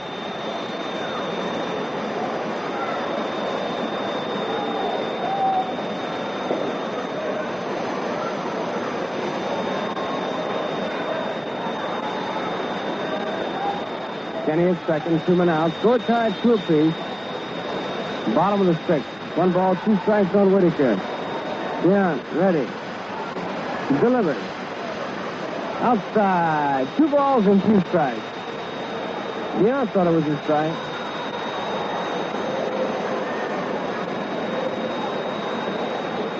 Two and 2 the count. 2 men out.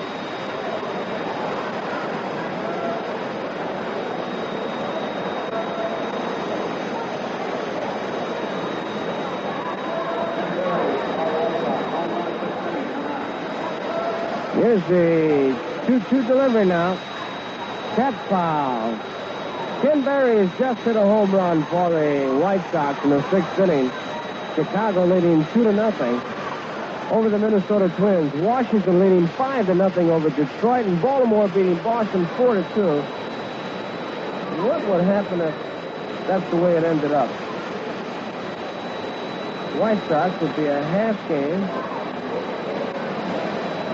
out of first place.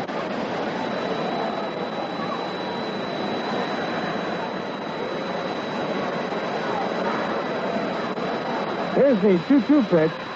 Struck him out. Whitaker is out on strike. And that retires the side. That's the 6th strikeout for Tiant. Yankees score 1 run on 2 hits. No errors, 1 man left. The scores we complete 6 innings all tied. New York 2 and Cleveland 2. Let's take a look at those scores. Okay, Joe, after 6 innings, Baltimore 4, the Red Sox 2. Bray Bender against Bell, Osinski, Wazlewski, and Santiago. Blair and Etchebarren and Powell have homered for the Orioles in that one. Washington 5, Detroit nothing. They're playing in the 8th inning. Bertena all the way for the Senators. Hiller, Dobson, Marshall, Wickersham for Detroit. Hank Allen had a 3-run shot for Washington in that one. Chicago leads the Twins at least 2-0 after Ken Berry hit that home run in the bottom of the 6th. And that's as it stands right now. Merritt against Peters. Chicago leading at least 2-0. Chicago batting bottom of the 6th. Kansas City at California on the West Coast a later start. And should these scores all hold up, it means that Chicago will go from 4th to 2nd place, a game behind, or rather a half a game behind Detroit, with Boston and Minnesota only a game out. The National League, Mets lead Houston 1-0 after 2. Philadelphia 5, Dodgers 1. Phillies batting bottom of the 7th. Pittsburgh 4, San Francisco 3. They're playing in the 8th. Chicago and the Braves scoreless after 5. Cardinals 3, Cincinnati 2, with Cincinnati batting in the bottom of the 9th. And right here, it's 2-2 tie, 7th inning, and now back to Joe. Okay, Jerry. Chico Salmon takes the first pitch over for strike 1. 1 strike on Salmon. Gibbs wants to talk to Stottlemyre now. All tied up.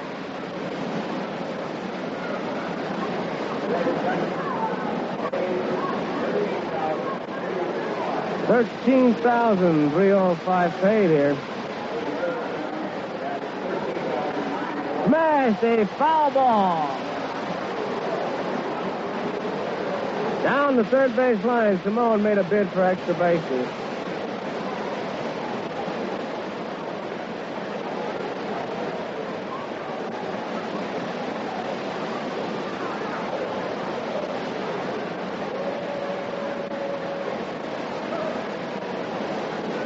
Two strikes on Salmon. Top of the 7th. Nobody on and nobody out. And here's the 2-strike delivery. Outside, ball 1.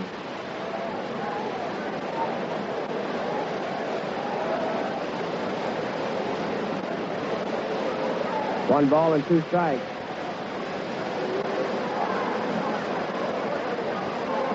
Outside, 2-2.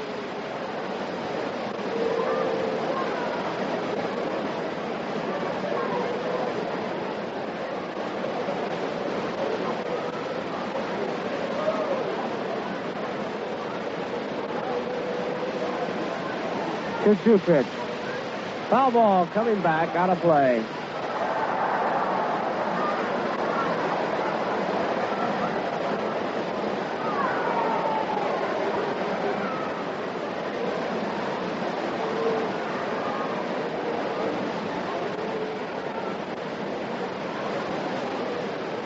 Two delivery to Simone. 3-2. Curveball miss. Full count on Simone.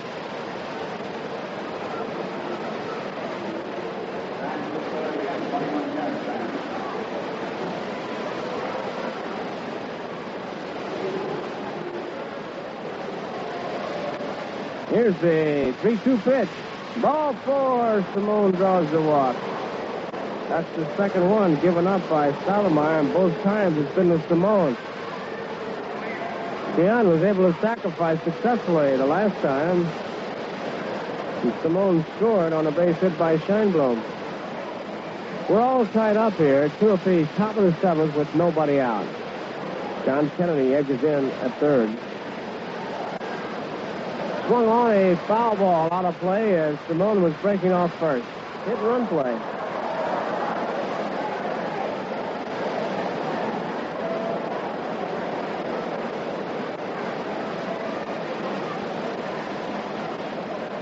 One strike. A real tribute to Tiant's ability in the batter's box to hit and run play. Simone gets a good lead. Kennedy still looking for the bunt. Tiant squares around, pitch out, nothing going on. 1 ball and 1 strike.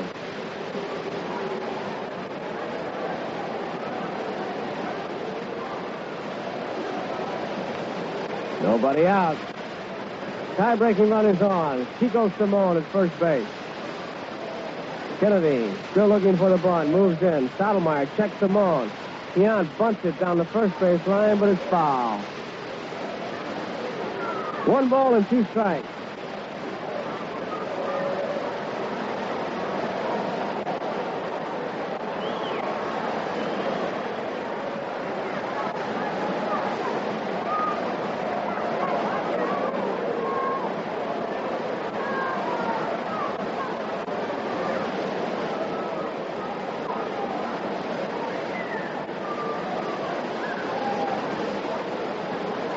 Toss to first base.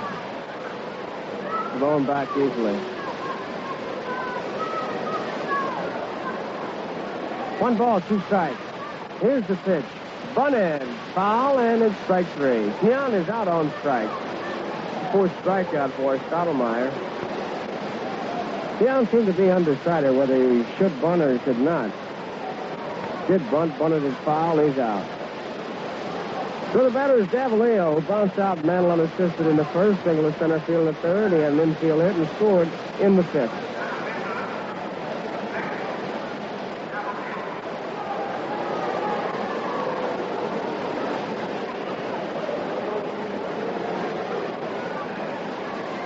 St. Louis, 3-2 over Cincinnati. Winner Bryles, loser Maloney. Outside, ball 1. The magic number is 2. And if the Giants lose, it'll be 1. The hammer is hitting the nail. Cardinals are nailing it down. Bouncing ball up the middle into center field. Rounding second, Simone. He's heading for third. Here's the throw. Heading for second is Davalillo. He's in there. So Simone goes to third. Davalillo goes to second. That's a big play by Davalillo. It takes away the double play. The cutoff man. Kenny, he was at second base. There actually was no cutoff man. And the throw went right through the Kennedy. And it allows Davalillo to go to second. Simone makes it to third. Short, second, and third, one man out. And Scheinblum is the batter. They're going to put him on, and it'll be up to Willie Smith. This will be the third walk. Bases are loaded, will be loaded. One man out. There's ball two. Showing that bouncing ball up the middle, the shortstop, of course, breaks for it. But then the minute he realized he can't get it with a man on first, he's got to recover quickly and get into that cutoff position. And in this case, Kenney did not break back. As you said, he was on second, and that allowed Davalillo to go to second on the throw to third. Big base, too, because it took away the double play situation, and the Yankees have to walk Scheinblum to try to set it up. Willie Smith with the bases loaded.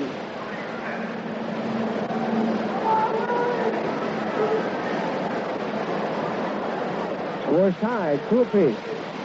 We're in the 7th inning. Simone is on at third. Davalillo is on at second. Scheinblum is on at first. Great speed on the bases.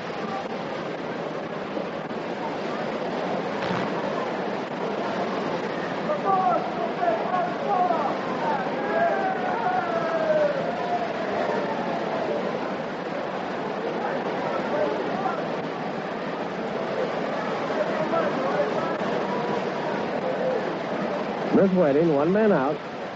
Stottlemyre working off the set position. Here's the pitch. Fouled off. Out of play. Here's strike one.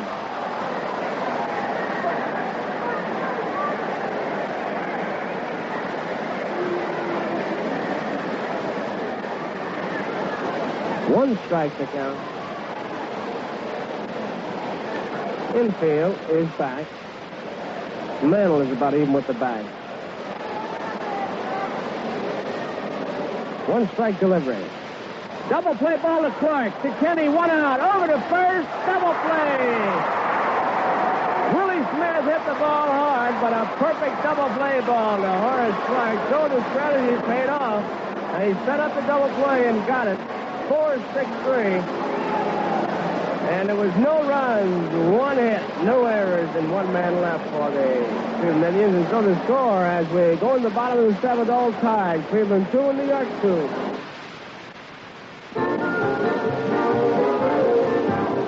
Atlantic, get your car on the go.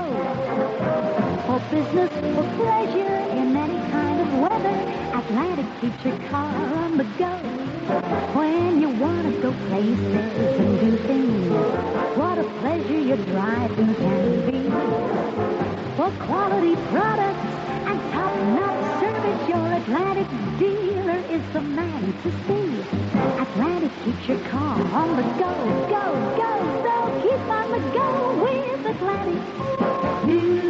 On the go, the little difference that makes the difference in how well your car performs can be a clean carburetor throttle plate area.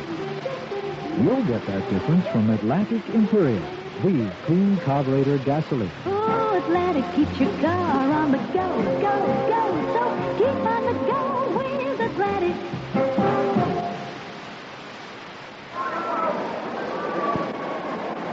Roy White leads it off. Bottom of the 7th inning, all tied, 2 apiece. Stottlemyre got a double play ground ball from Willie Smith. Here's the pitch by Tiant. Swung on and fouled back. White Sox 3, Minnesota nothing at the end of 6.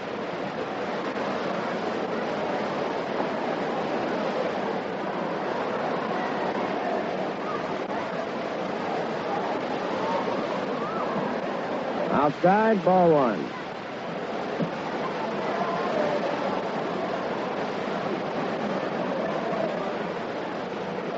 One ball and one strike.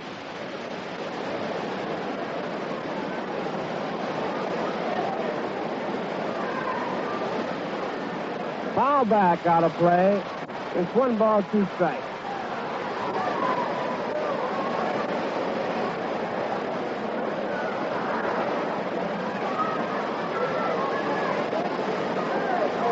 Nobody on, nobody out. Here's the 1-2 delivery. High, ball 2.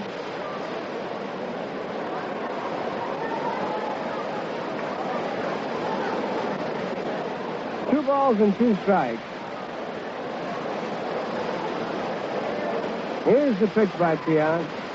A high fly ball down the line, left field. Willie Smith loses it, and it's in the stands anyway. He lost that ball, foul ball. You could see him battle his son, and he lost it.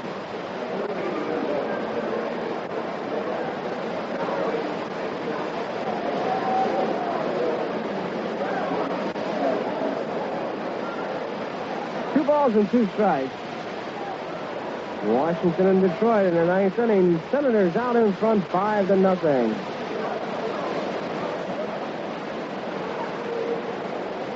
Here's the 2-2 pitch once again. High, ball 3. 3-2.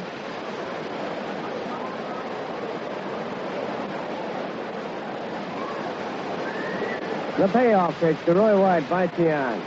Ball 4, White draws the walk. And that is the second walk given up by Tiant. It brings up Tom Shopay. Shopay laid down a beautiful bunt in the 5th inning for his first major league hit. He really deadened it. Max Alvis at third base has moved in to protect against it. Way in tight. Right in on top of Shopay. He bunts it. First base foul. Alvis is right in on top of Shopay. I would not be surprised if Houck is forced to switch here. Where this kid can handle a bat, he's shown that. Might be able to just push one by Alvis. He's that close. Here he comes. Tiant at the belt. Shopay takes it over for strike 2. Fastball.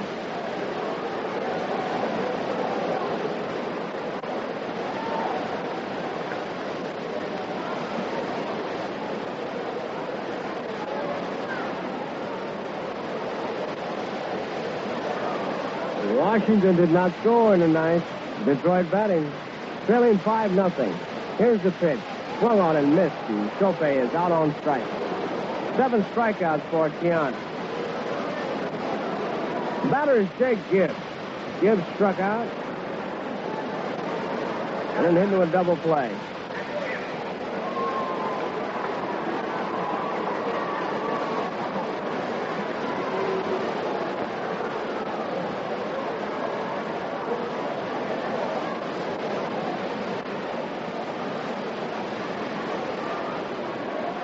White draws his throw. He's back.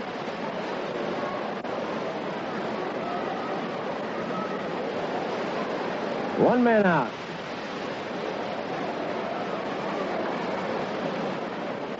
Here's the pitch. Swung on. A double play ball to Fuller. To Simone. 1 out. Back to first. And Whitfield made the tag. It pulled Whitfield off the bag, but Simone's throw was still good enough to where Whitfield could make the tag. It goes 4-6-3, retires his side, 3 up and 3 down. Goes to complete 7 innings. The score is tied. Cleveland 2, New York 2.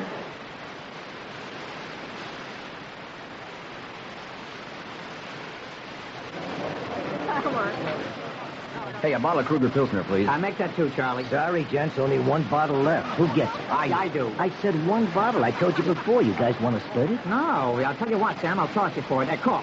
Heads. Heads it is. I win. That's good. Wait a minute. Yeah, I called heads. Uh-huh. It came up heads, and you drank the Kruger Pilsner. Yeah, that's right. Well, how come? I won. I cheated. It always seems that the thirstier you are, the harder it is to obtain Kruger Pilsner. We're genuinely sorry about that. But instead of making great amounts of merely good beer, we'd rather make a small amount of a perfect beer and suffer the consequences of not having enough to go around. So if your grocer is temporarily out of Kruger Pilsner, be patient. He's probably trying his best.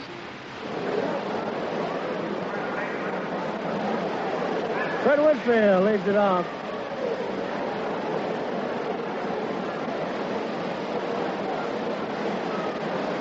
Whitfield is 0 for 3.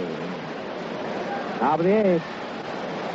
Fouled off out of play upstairs behind the plate. Strike one on Fred Whitfield.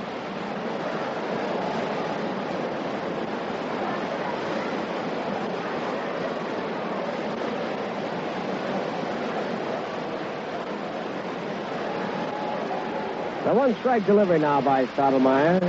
Foul, out of play, upstairs, and a strike two. Back downstairs.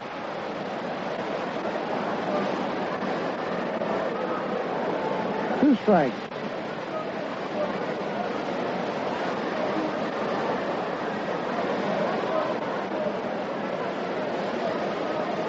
Stottlemyre shakes off the sign. Now he's ready. Delivers. Swung on and lined to right field, a base hit. Whitfield lines a single to right. Puts him on at first, and the batter is Max Alvis.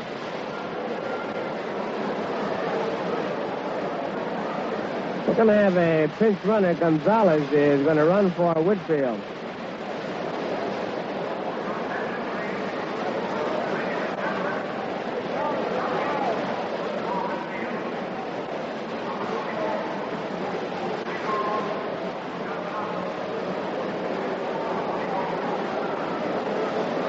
Max Alvis, who bounced out third to first in the second inning, was out. Mantle unassisted in the fourth and single to left. Lead by Gonzalez. The pitch, Alvis takes it high, ball one. He is squared around as if to bunt. One ball, look out.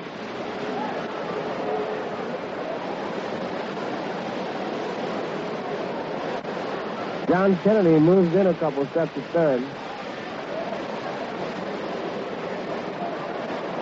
Mantle holds Gonzalez close. Alvis squares around, bunts it. Stottlemyre off the mound, up. Fires to Clarke in time to get Alvis. Gonzalez moves his second. The sacrifice goes 1-4. And the batter is Joe Azcue. But right now on Yankee Baseball, let's pause for station identification. You're listening to Yankee Baseball, brought to you by the G. Kruger Brewing Company of Cranston, Rhode Island. Brewers of light golden Kruger Pilsner. This is WCSS in Amsterdam, New York. Gibbs wants to talk to Stottlemyre. Washington 5, Detroit nothing. That's the final score.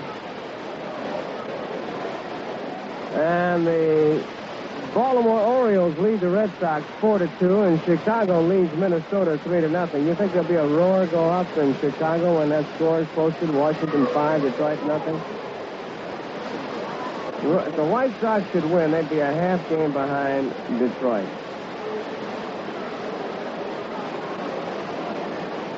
Detroit's record is 85-64. Detroit's record is 85-65 now.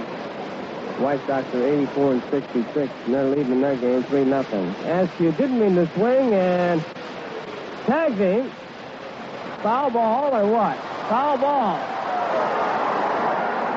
There was all kinds of pointing going on. Gibbs caught the ball, tagged Azcue. Valentine pointed at Azcue and motioned foul ball. Bill Kinnaman and Azcue and Valentine made the decision on Azcue.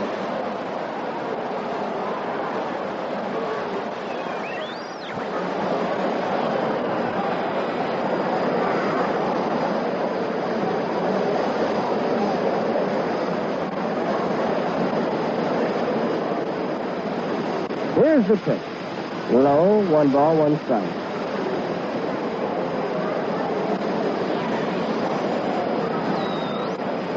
We're all tied up here. 2-apiece. Tie-breaking run is on at second base. Gonzalez, who's a pinch runner for Whitfield.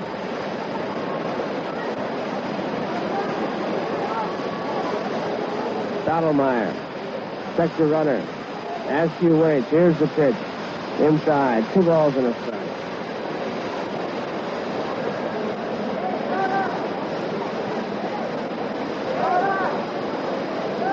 Two balls, 1 strike, 1 man out.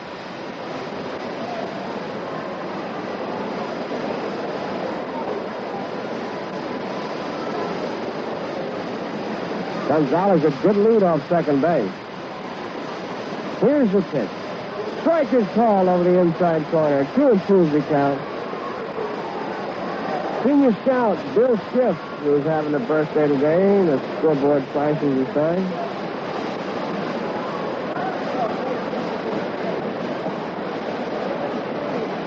2 balls and 2 strikes. Outfield straight away for Azcue. He's 1 for 3 so far. Here's the 2-2 pitch. Foul, out of play.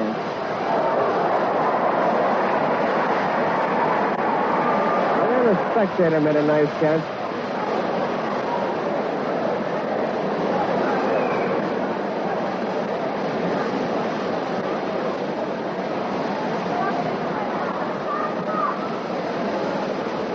Stottlemyre looking in once again. Gonzalez a good lead at second. Kenney trying to jockey him back. Azcue waiting. Here's the 2-2 pitch. Didn't mean to swing. A foul ball once again. Whoops! Spectator fell on the field. 2 balls and 2 strikes.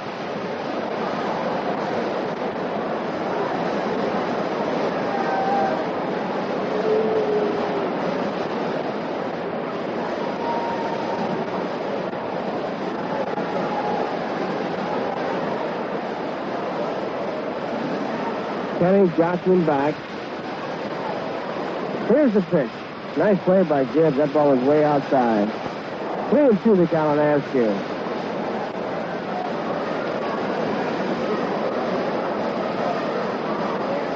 Kenney plays a deep shortstop.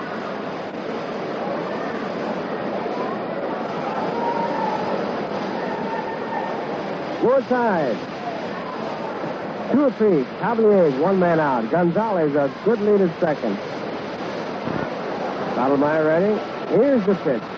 Line foul on the right field line. Azcue going to right field all the way. So the count remains at 3 balls and 2 strikes. The on-deck batter is Vern Fuller.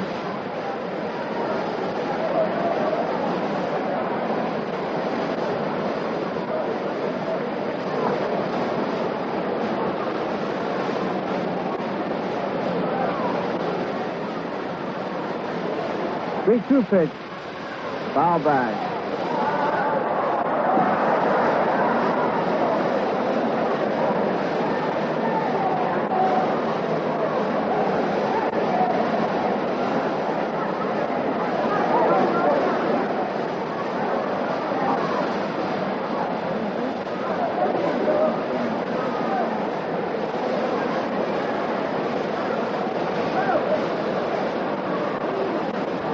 Balls and 2 strikes to count. Stottlemyre ready. Here's a hot smash. Kenney nicely to his left. On his knees. Up. Fires in time to get Azcue. Jerry Kenney, a fine play. Roamed to his left. Went to his knees. Came up with the ball. Scrambled back to his feet. Fired across in time to Mantle to get Azcue. So there are 2 away. Batter Vern Fuller, and we're going to have a pinch batter, Lee May. Lee May, the pinch batter.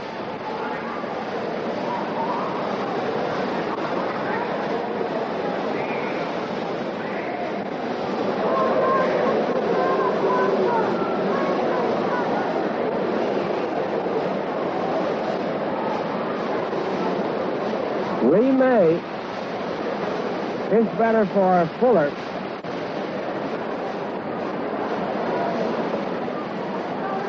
High-breaking run is on at second base. Stottlemyre working carefully. Gonzalez a good lead at second. Here's the pitch. Outside, ball 1, a fastball.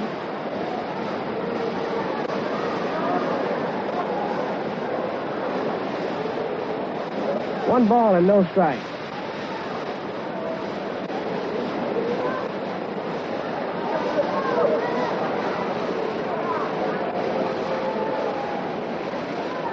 Didn't mean to swing, a foul ball.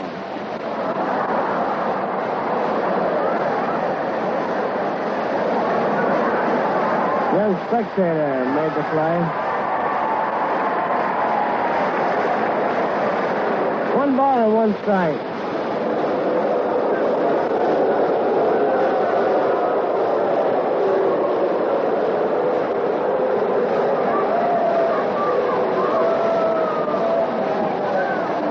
And a strike.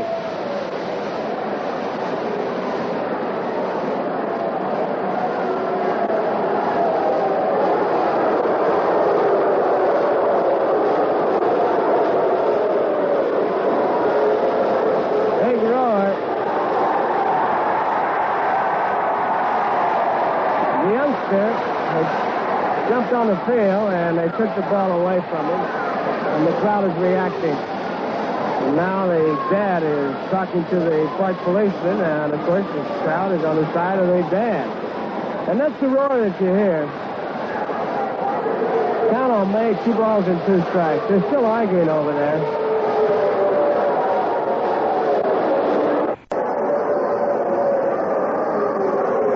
Two delivery by Stottlemyre. Inside, ball 3.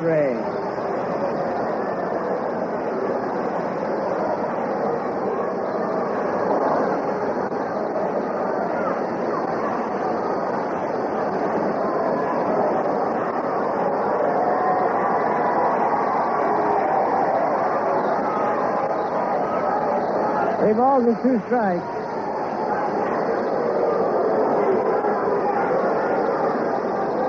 Gonzalez the lead at second. 2 men out. Lee May awaiting the pitch. Swung on, line deep to right field. This ball is gone. Home run for Lee May. And the Cleveland Indians take a 4-2 lead. A 3-2 breaking ball, and Lee May is just homered into the right field seat. And Cleveland is out in front 4-2. That's his ninth home run of the year.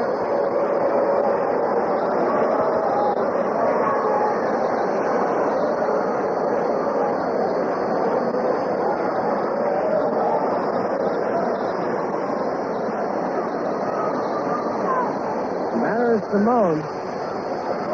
High ball line. Cleveland 4, Yankees 2. We're in the top half of the 8th inning. A pinch home run by Lee May, just giving the Indians a 2-run lead. Line to right field, near the foul pole. It is foul. Oh, that was close. Chico Salmon made a bid for a home run.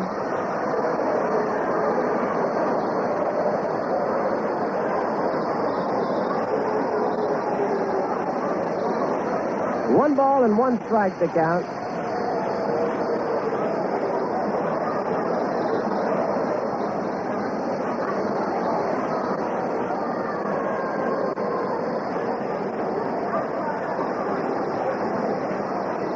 Here's the pitch. That's foul. 1 ball, 2 strikes.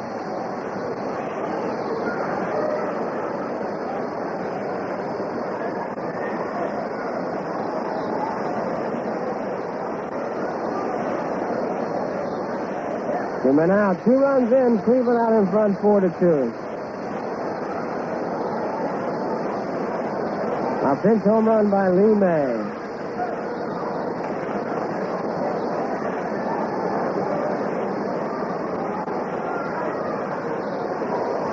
Stottlemyre looking in.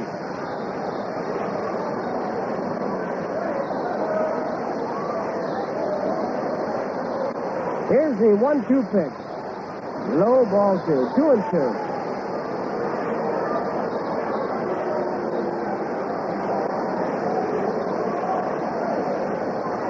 Two balls and 2 strikes. Pitch is swung on, a bouncing ball. Bobbled by Kennedy, and Simone is on. An error for John Kennedy. Simone is on at first. The batter is Tiant.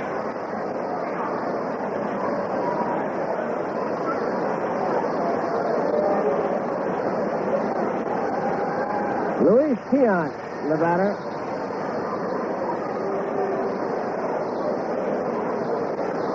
Here's the pitch. Low ball 1.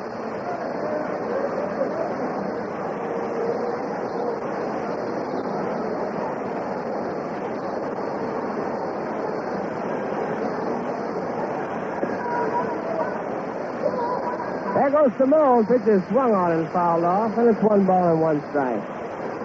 2 men out. Simone was breaking. And there was a run and hit. That was not a hit and run play. You could see the way Simone had his head down. He was intent on stealing the base. And that's really the one big way you can tell. Hit and run, he'd be watching the batter.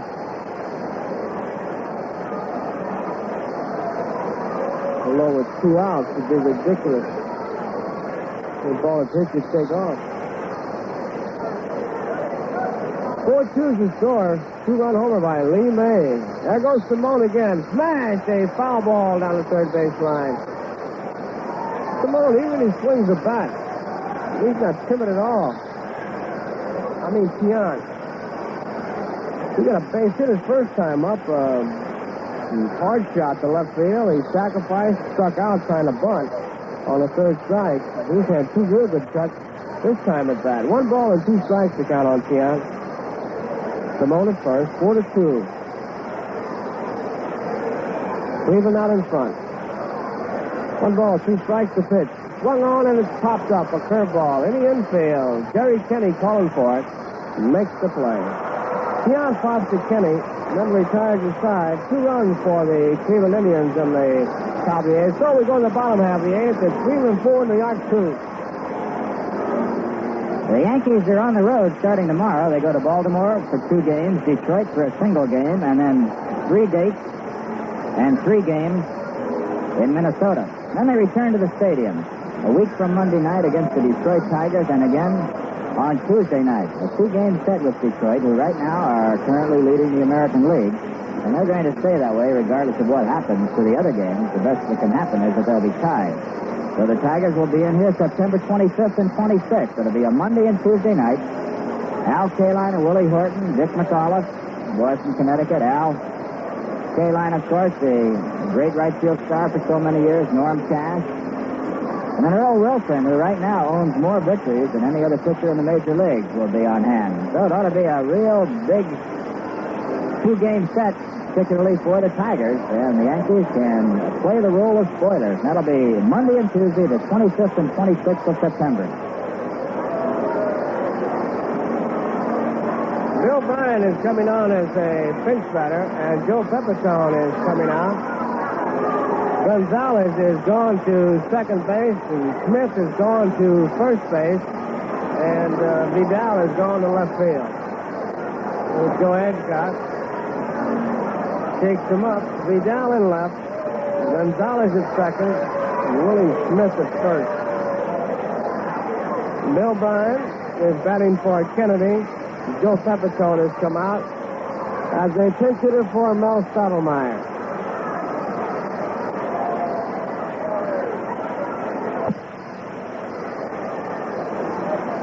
Ball 1 on Bill Bryan. Here's the pitch. Strike. 1 ball, 1 strike.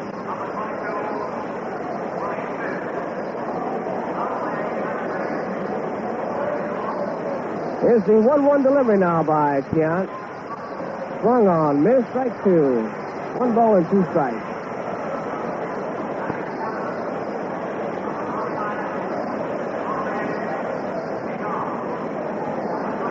Tiant shakes off a couple times. Now he's ready. The 1-2 delivery to Bill Bryan.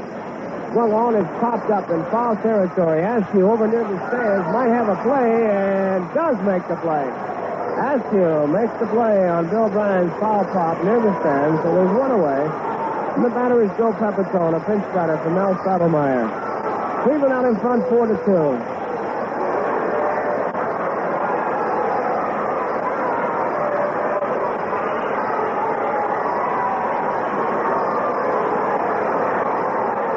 Larry Brown is really bench jockey over there, getting on Pepitone on the top step of the dugout. Tiant delivers. High, ball 1. 1 ball and no strikes.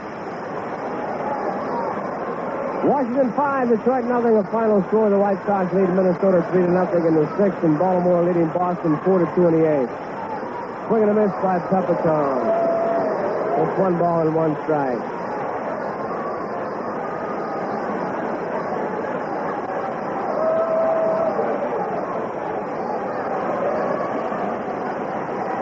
Here's the 1-1 delivery. Outside, and it's ball 2. 2-1 the count.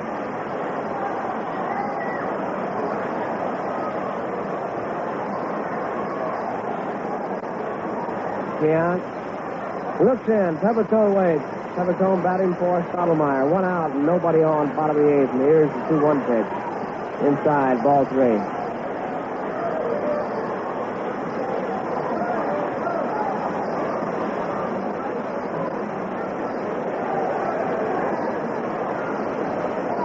Chicago 4 and Minnesota nothing. 7th inning. Here's the 2-1 pitch. Foul back. Strike 2.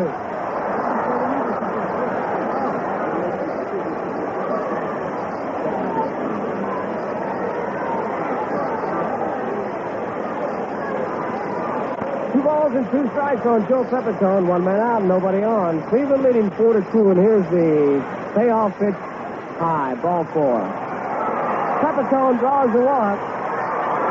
So the tying runners at the plate. Horace Clarke. That's the third base on balls given up by Luis Tiant.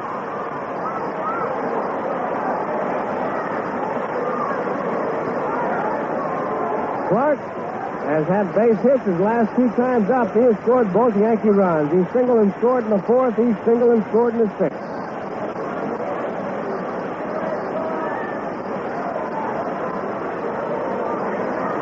Tiant looking in. Pepitone to lead. Here's the pitch. Curveball inside, ball 1.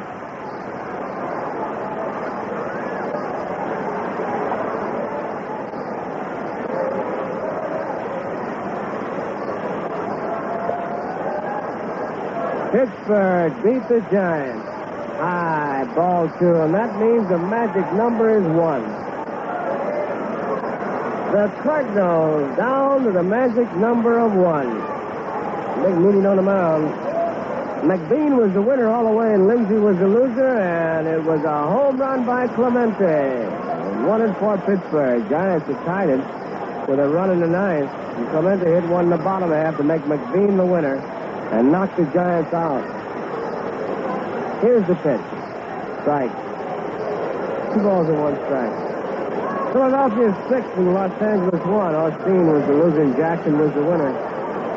Cubs lead Atlanta 4-0 in the bottom of the 7th.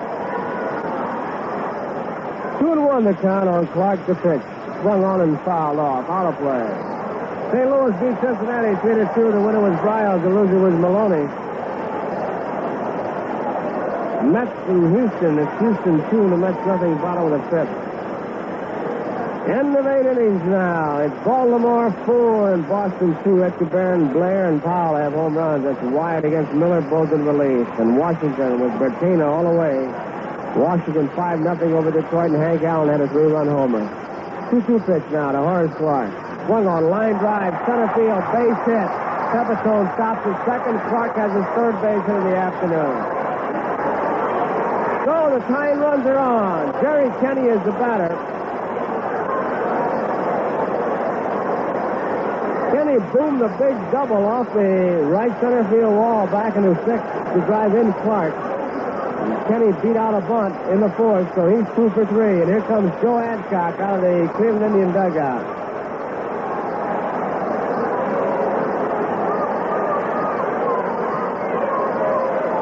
Joe Azcue walking out towards the mound. And he's going to make a pitching change. Motion with the left hand. Bob Allen is going to real strong pitcher for him out of the bullpen. Nobody has made an appearance yet.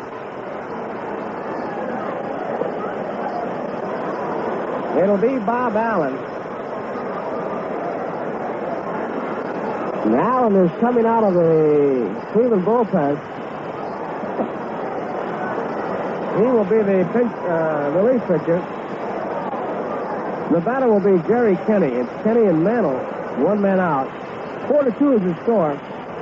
Cleveland out in front. A 2-run homer by Lee May as the pinch hitter put Cleveland out in front. Yankees will head for the road in Baltimore Monday and Tuesday. Detroit one night Wednesday, off Thursday. Friday, Saturday, and Sunday in Minnesota. And that concludes the road traveling. And they come home on Monday night against the Detroit Tigers, who were league leaders until they ran into Washington this afternoon. Washington beat them 5-0. Detroit will be here Monday night, September 25th, an 8 o'clock game, and Tuesday night, the 26th. Wednesday and Thursday off. Tiant walks off, gets a nice hand from this crowd.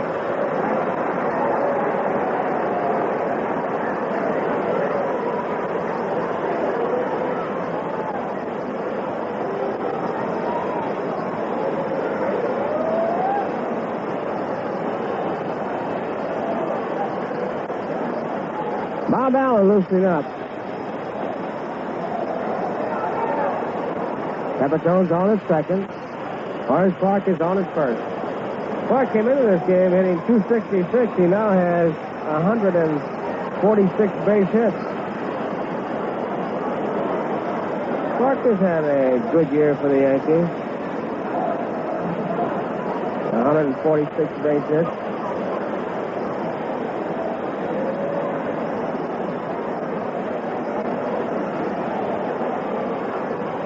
Bob Allen loosening up.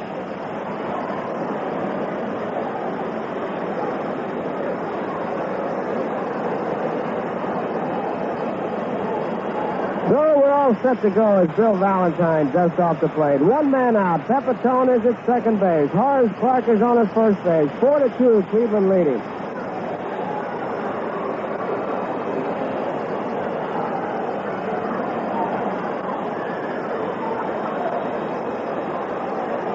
Gets his sign. Delivers to Kenny. Swung on and missed, strike one. Baltimore has picked up a run. Top of the ninth, they lead 5-2. Red Sox batting in Fenway Park. The 3-run lead for Baltimore. One strike to count on Kenny. Allen delivered. Fouled off, and it's strike two. Two strikes.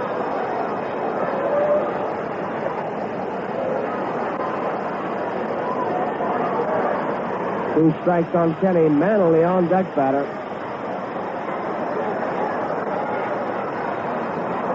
Cleveland out in front, 4-2.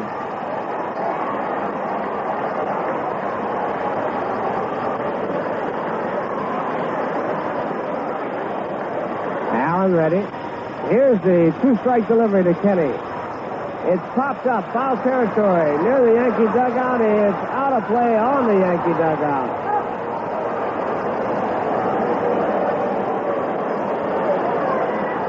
Kenny falls away from some pitches, but he's still swinging the bat.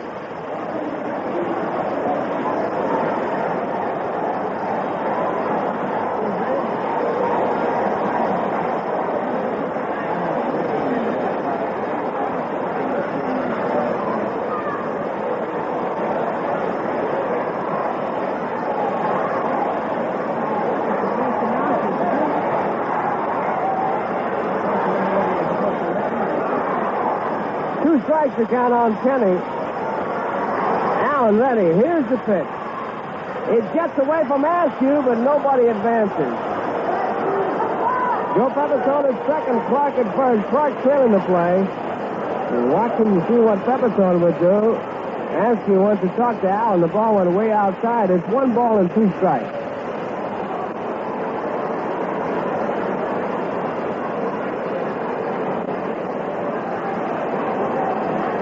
Cleveland out in front, 4-2.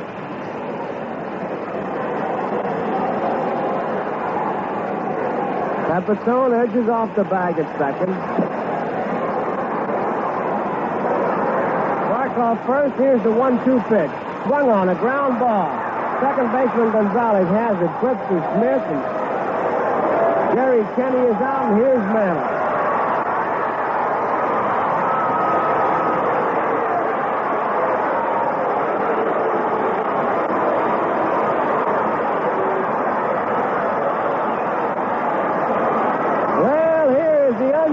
Situation of putting the lead run on, but I tell you something. I take my hat off to a manager who does that, Adcock, because he has just taken the responsibility off the pitcher and the catcher. He as much as said that there's no way Mantle's going to beat me. Many times a manager will go out there and give you that gobbledygook about make them hit a bad ball, and they do hit a bad ball, and they hit it in the seats, and you don't have a chance to explain it. And Adcock is just taking a monkey off everybody's back. 4-2, the tying runs are on in second and third, and he has just put the lead run on. If there's anybody going to get hung for it, Adcock will take the responsibility. He wanted to make the move, he made the move, and my hat's off to him to take the responsibility and not hedge around it. So it's 2 men out. Bases loaded. Allen against Whitaker. Here's the pitch. Swung on and missed. Strike one. 1 strike to count on Whitaker. He flied to right, into a double play and struck out. Cleveland leading 4-2. Bases are loaded, 2 men out. Allen off the set position delivers. Swung on and missed. Strike 2. 2 strikes on Whitaker. Bob Allen in relief. Got Jerry Kenney on a bouncing ball to Gonzalez. Walked Mantle intentionally, although he was the lead run. Has a 2-strike count on Whitaker.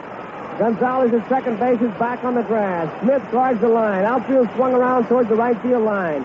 Here's the 2-strike pitch now by Bob Allen to Steve Whitaker. Struck him out. Strike 3. Whitaker is out on strikes. And that retires the side. Yankees do not score in the bottom of the 8th. And so as we complete 8 innings, they score Cleveland 4, New York 2. If you like... Steve Hamilton taking his warm-up, Sausage. Announcement by Bob Shepard that the Detroit Tigers will be in town here Monday night the 25th and Tuesday night the 26th. Yankees with a chance to play the role of the spoiler.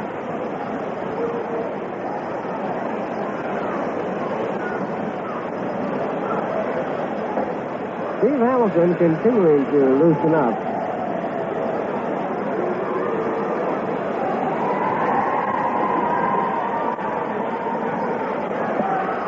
Sign goes up on the scoreboard. Welcome, Plattsburgh, New York Little League. And the kids let out a big roar of approval.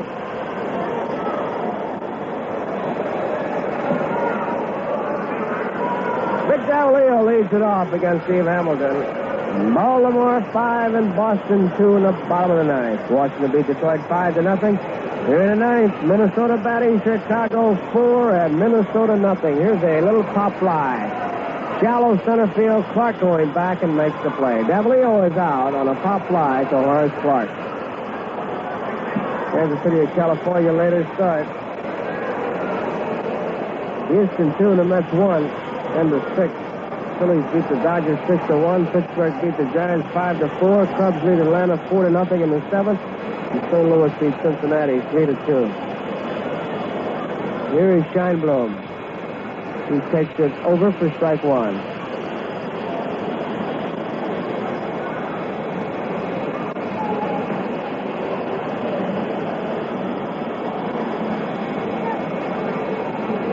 Strike 2.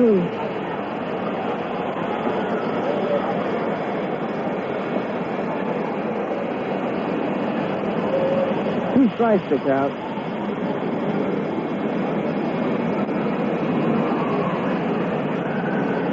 Line drive, left field, base hit. Shopay up with it, and Scheinblum is on. His second hit, he had a big night last night.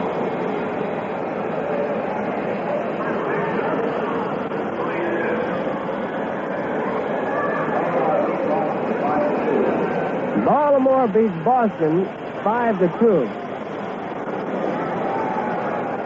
So let's see. Detroit, Boston, 1 strike to count on Willie Smith. If Minnesota loses, Boston and Minnesota will be tied with 560. Detroit is still in first place, and Cubs will jump up in the second place a half game out. I mean the White Sox. You think I got tenant fever, little jitters? Cubs. A lob throw. Detroit with a 567 percentage. The White Sox win. They'll have 563. Minnesota and Boston will be 560. Smith misses the bunt.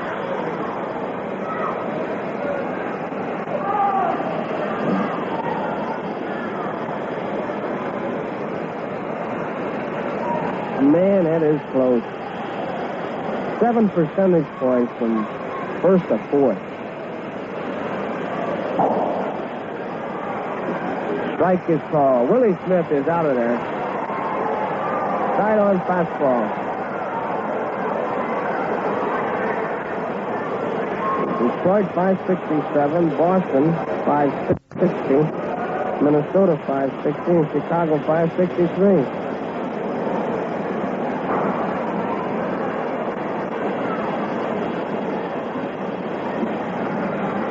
Here's a base hit to left field by Gonzalez. Scheinblum stops at second base. Here's Max Alvis.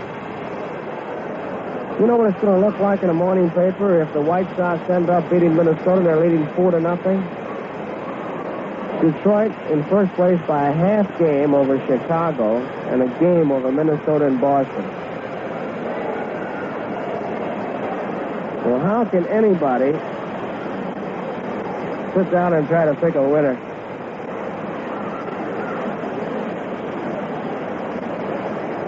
Oh, baby. You know what the schedule is for tomorrow? Here's the pitch to Alvis, swung on and missed. Tomorrow, the Yankees are at Baltimore. Boston will be at Detroit. Minnesota's at Kansas City, Chicago at California. Chicago will be at California for 3 games. Boston will be at Detroit for 2, and then they go to Cleveland. Minnesota will be at Kansas City for 2, and then Kansas City goes to Minnesota for 2. It is getting interesting.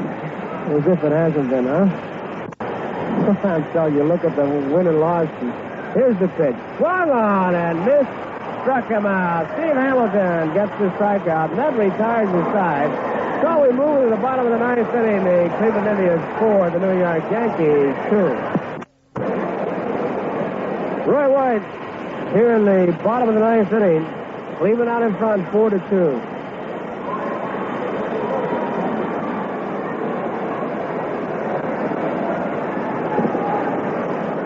Allen delivers, swung on a line drive, center field, base hit. Roy White opens up with a base hit, so the tying run is at the plate. Tom Shopay. Shopay bounced out in the second inning, beat out a bunt in the 5th, struck out in the 7th. Cleveland 4, New York 2, bottom of the 9th inning. Allen delivered. Low, ball 1.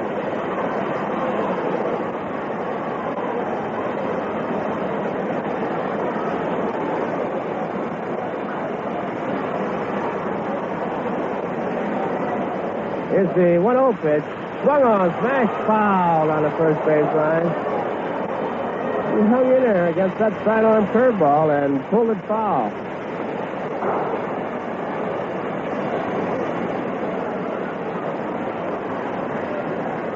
One ball, one strike.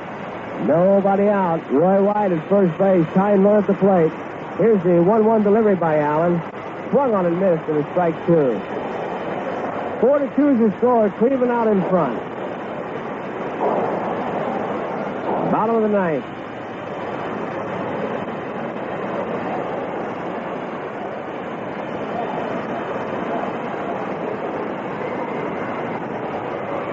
One-two delivery.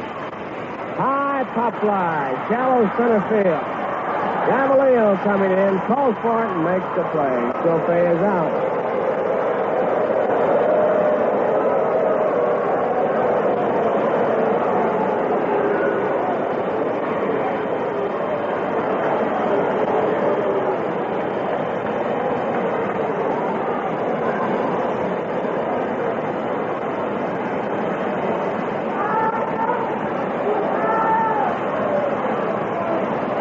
Here's Jake Gibbs with 1 man out. Outside, ball 1.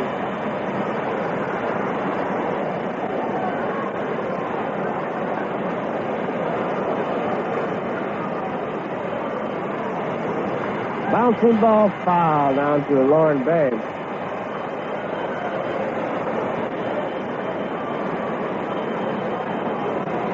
One ball, one strike, one out. 4-2 is the score. Cleveland out in front.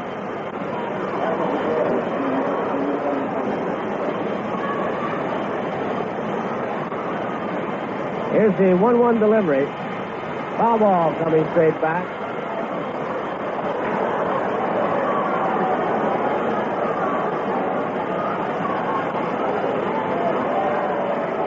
One ball, two strikes.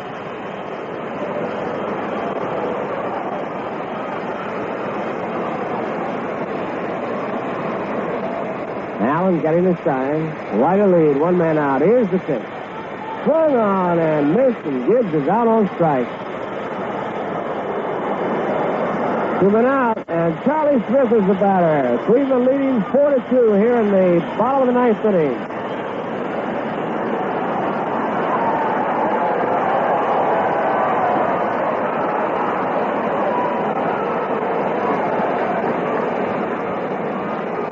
Joe Azcue is coming out of the Cleveland dugout now. He wants to talk to his pitcher. 9 runs at the plate, Charlie Smith. About all he can tell his pitcher right here is don't let this guy hit one out of the ballpark. Unless he's going to make a change, he is going to make a change. Azcue is going to his bullpen.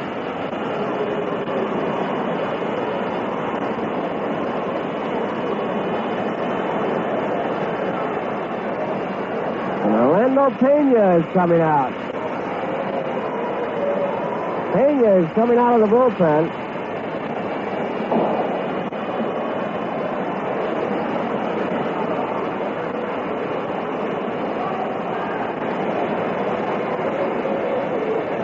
Pena will replace Bob Allen with 2 men out here in the bottom of the ninth. 3 men out in front, 4-2.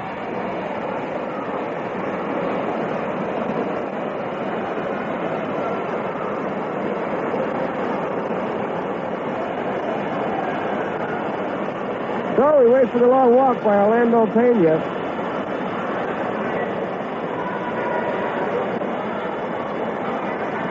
Charlie Smith the batter.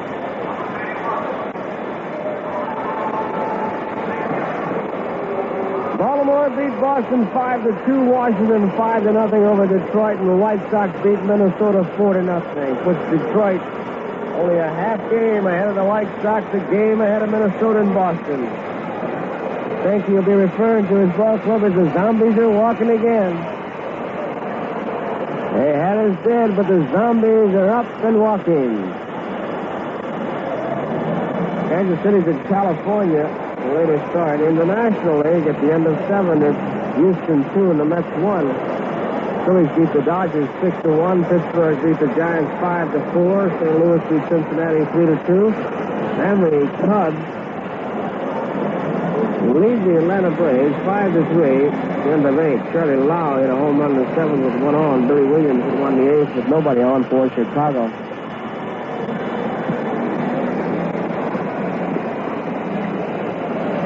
Orlando Pena against Charlie Smith. That's the situation.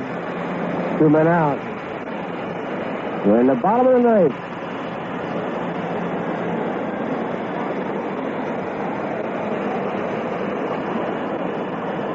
Cleveland pitching has struck out 9. Tiant was the starter. He left for Bob Allen. Came on the 8th. Now Pena is relieving Allen.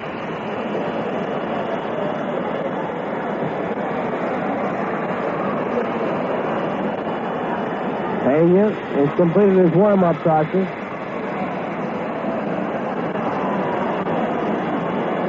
Charlie Smith is ready. On his first base, Roy White. 2 men out. Pena ready. Delivers to Charlie Smith. Swung on and missed. Strike 1. Fastball.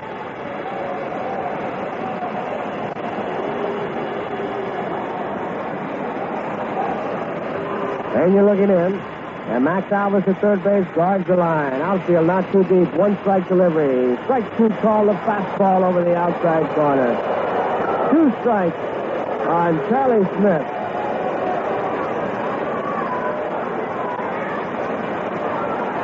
Roy White at first base. Tying run at the plate. Charlie Smith counts 2 strikes. 2 outs. Pena ready. Checks the runner White. Delivers to Charlie Smith. Outside. Ball 1. 1 ball and 2 strikes. Pena with a fastball. Trying to nip the outside corner. Pena shakes off the sign. White's got a lead at first. 4-2. Cleveland leading. 2 men out. Pena ready. Smith waits. The 1-2 delivery on the way. Swung on and fouled back.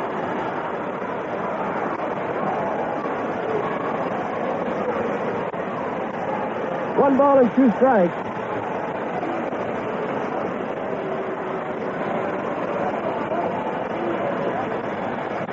Smith back in.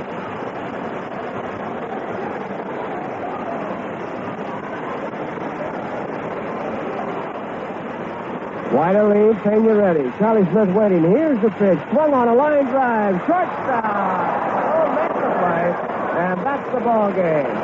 Orlando Pena comes in to get the 1 man that he had against Charlie Smith. And the final score here is the Cleveland Indians 4, the New York Yankees 2.